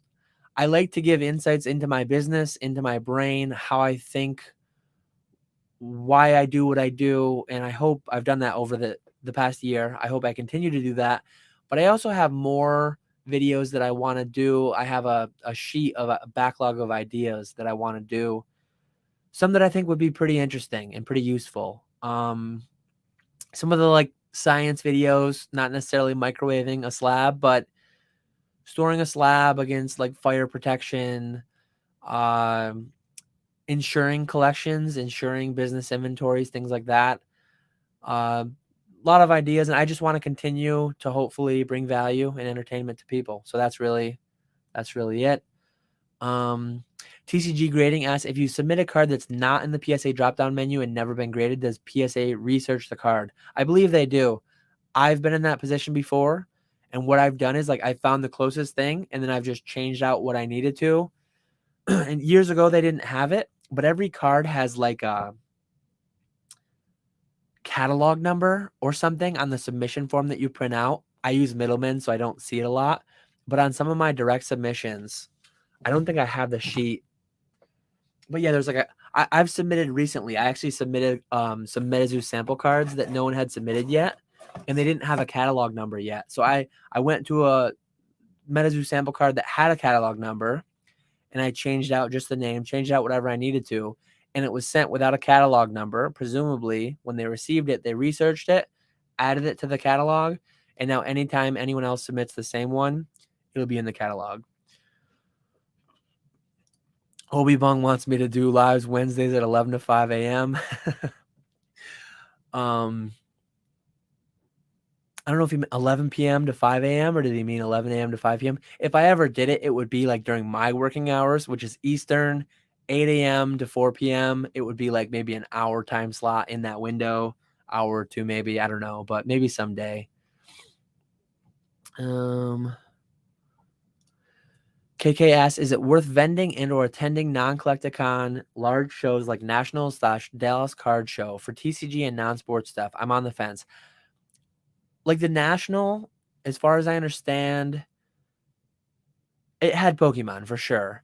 I know like Radar went, probably quite a few other Pokemon people, and I know some people picked things up. I actually Radar bought out on the last day a Pokemon vendor, or like a non-Pokemon vendor that had Pokemon stuff, and then I bought a bunch from him from that.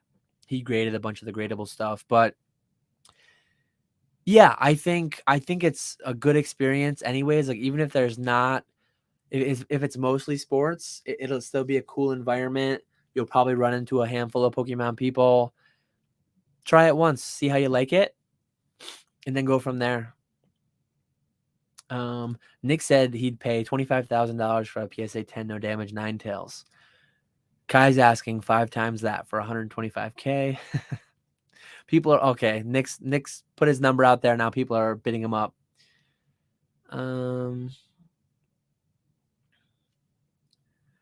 Thanks, Matt, for stopping in. Thanks, Kai. Thanks, Jake.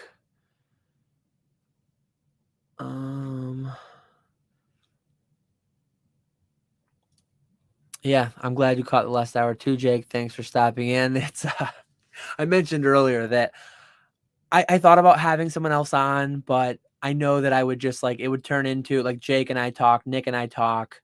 We can just talk for 5 hours straight and completely disregard chat. I've been in those live streams before where we did that. I wanted to try something different for the 1 year, kind of step outside of my comfort zone, do the live one-on-one. Well, I guess 1 versus 50 right now, me versus the chat, trying to keep up. I think I've held my own. I'm 8 minutes behind right now.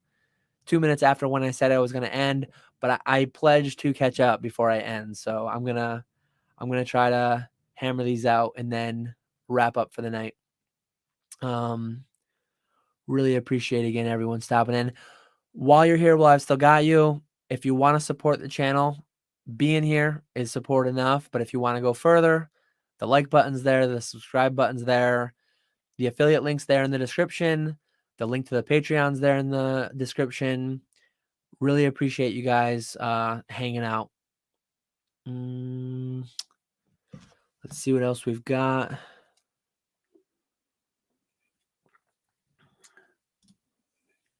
Steve Jackson asked, similar to GMA trophy question, do you think CGC is suitable for higher end trophies like your full arts? Charlie was making an argument from using CGC for the trophies. So had I not already graded my full art Pikachus with PSA, I probably would grade them with CGC, because right now, like if my number 1 was raw, what that card sells for, let me look quickly at PSA fees. What that card sells for raw, that would probably be a $3,000 grading fee, whereas it's a $150 grading fee at CGC, I think. So I'd much rather pay $150 to grade it with CGC, and I don't think the market value would be significantly down from PSA. Maybe it would be, though, if it got a CGC 8 versus a PSA 9. It would be a tough call, but I'd probably opt for CGC, and then if I regretted it due to low grades, I might then pay the $3,000 to grade it with PSA, but good question, though. Law says, any tips on contacting eBay sellers to buy cards in bulk offsite on a separate medium for a better deal, particularly if the seller doesn't speak English? So I'm a big proponent of, like, if you find it on eBay, you really should buy it on eBay. eBay deserves their cut when they are the platform which allowed you to find it in the first place, in my opinion. Might be a bad take, controversial take to some people, but one thing, like when you buy from me, say you like, don't ask for someone's email in an eBay message. You're risking their account getting banned. Don't say like, hey, my email is this. Don't say, hey, find me on Instagram.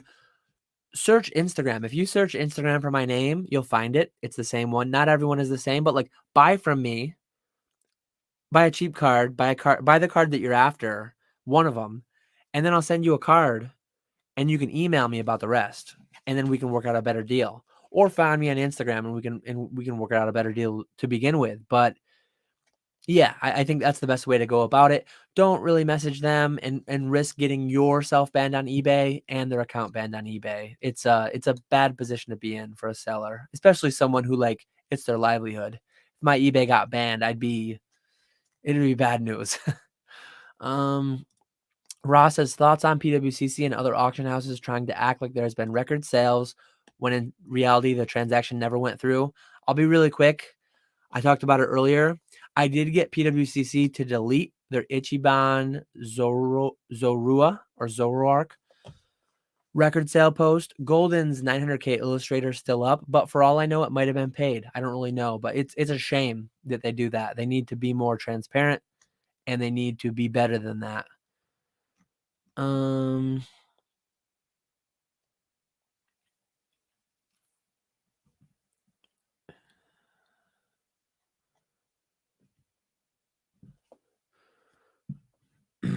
Basic says, thanks for the live. Thanks for being here. Thanks for the chat.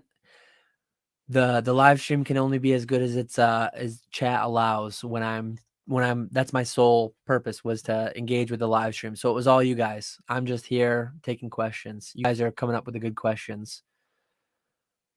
Yeah.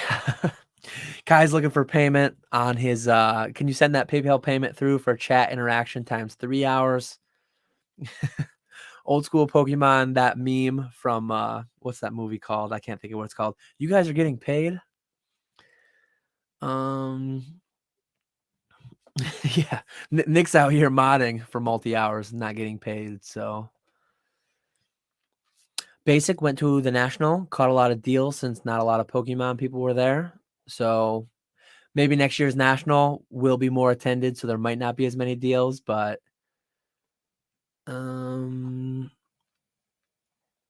PSA. So Dark Lava Lizard said he has some Donkey Kong Country card ass that he'd love to get graded.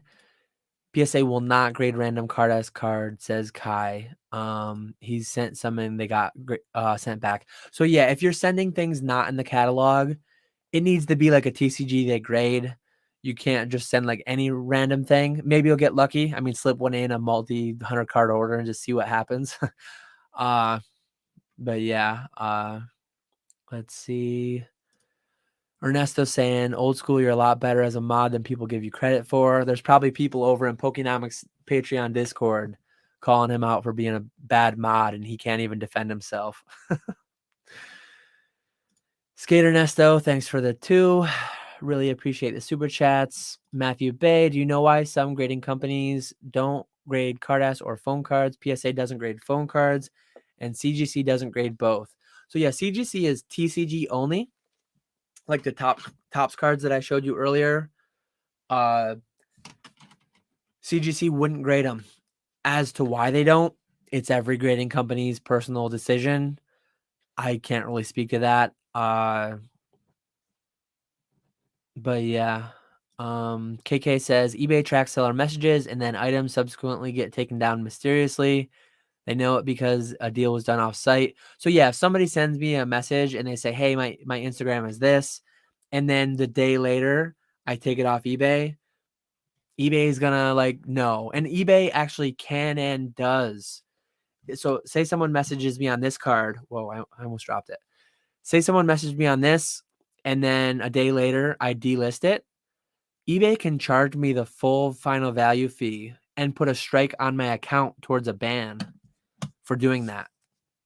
They changed their terms and conditions like a year or two ago to do that. I've never had it done to myself. Strategically, one would like wait some time to take it down, maybe increase the price on it so it doesn't sell, take it down a few weeks later, something like that. But yeah, it's risky. And again, for some people, it's like their livelihood. So ideally, from a buyer's end, you don't do that.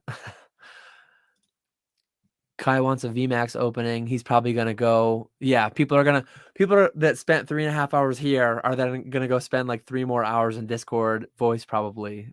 Crazy. We got a crazy crew there. I love it. The movie's We're the Millers. That's the one I was looking for. Nick knew what I was talking about though. Yeah, Jennifer Aniston and yeah, kid with the eyebrows is hilarious. I can't think of the actor's name, the guy, but he's in a bunch of stuff. Do you collect or have you collected any currency like leaf pennies or greenbacks? I do coins. I have like silver certificates for US currency. I have the red seal 5s.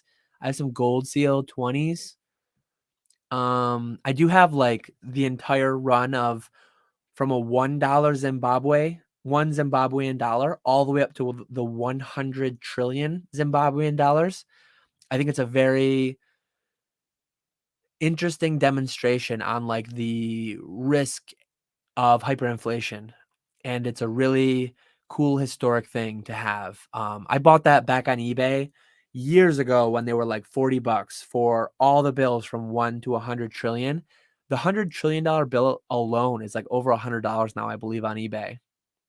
KK says CGC won't grade non-standard TCG because they don't have the holder size. Their non-standard size priority is Yu-Gi-Oh! Before Yu-Gi-Oh! Nothing else will get graded. There we go. Good information on that. Jason Sudeikis. Yep, that sounds right. So I fully caught up with chat. That's everything. If you have like one last one, drop it now. But I'm going to call it very shortly. KK says, I'll do my part to let Dan sleep. I'll lurk until this is over. We want that live stream schedule. You say Booyah says Zimbabwe dollars, Rudy's favorite currency. Yeah, he's definitely mentioned them before. But yeah, one last time. He was good in the Horrible Bosses. Good night, everyone. Really appreciate you all stopping in. I never would have thought I would have gotten so many people in here. 50 people at the end. I hate to leave with so many people here, but I do need to sleep at some point. Nick said he's got 100 questions. Those will find me in the Discord. Find me in the Discord, Nick, and then I'll answer those 100 questions. A lot of people saying good night. Good night, Shu. Good night, Obi, KK. Good night, Ernesto, Lava Lizard, Highly Blessed, Matthew Bay. Nick, we'll end there. As always, I will catch you all later.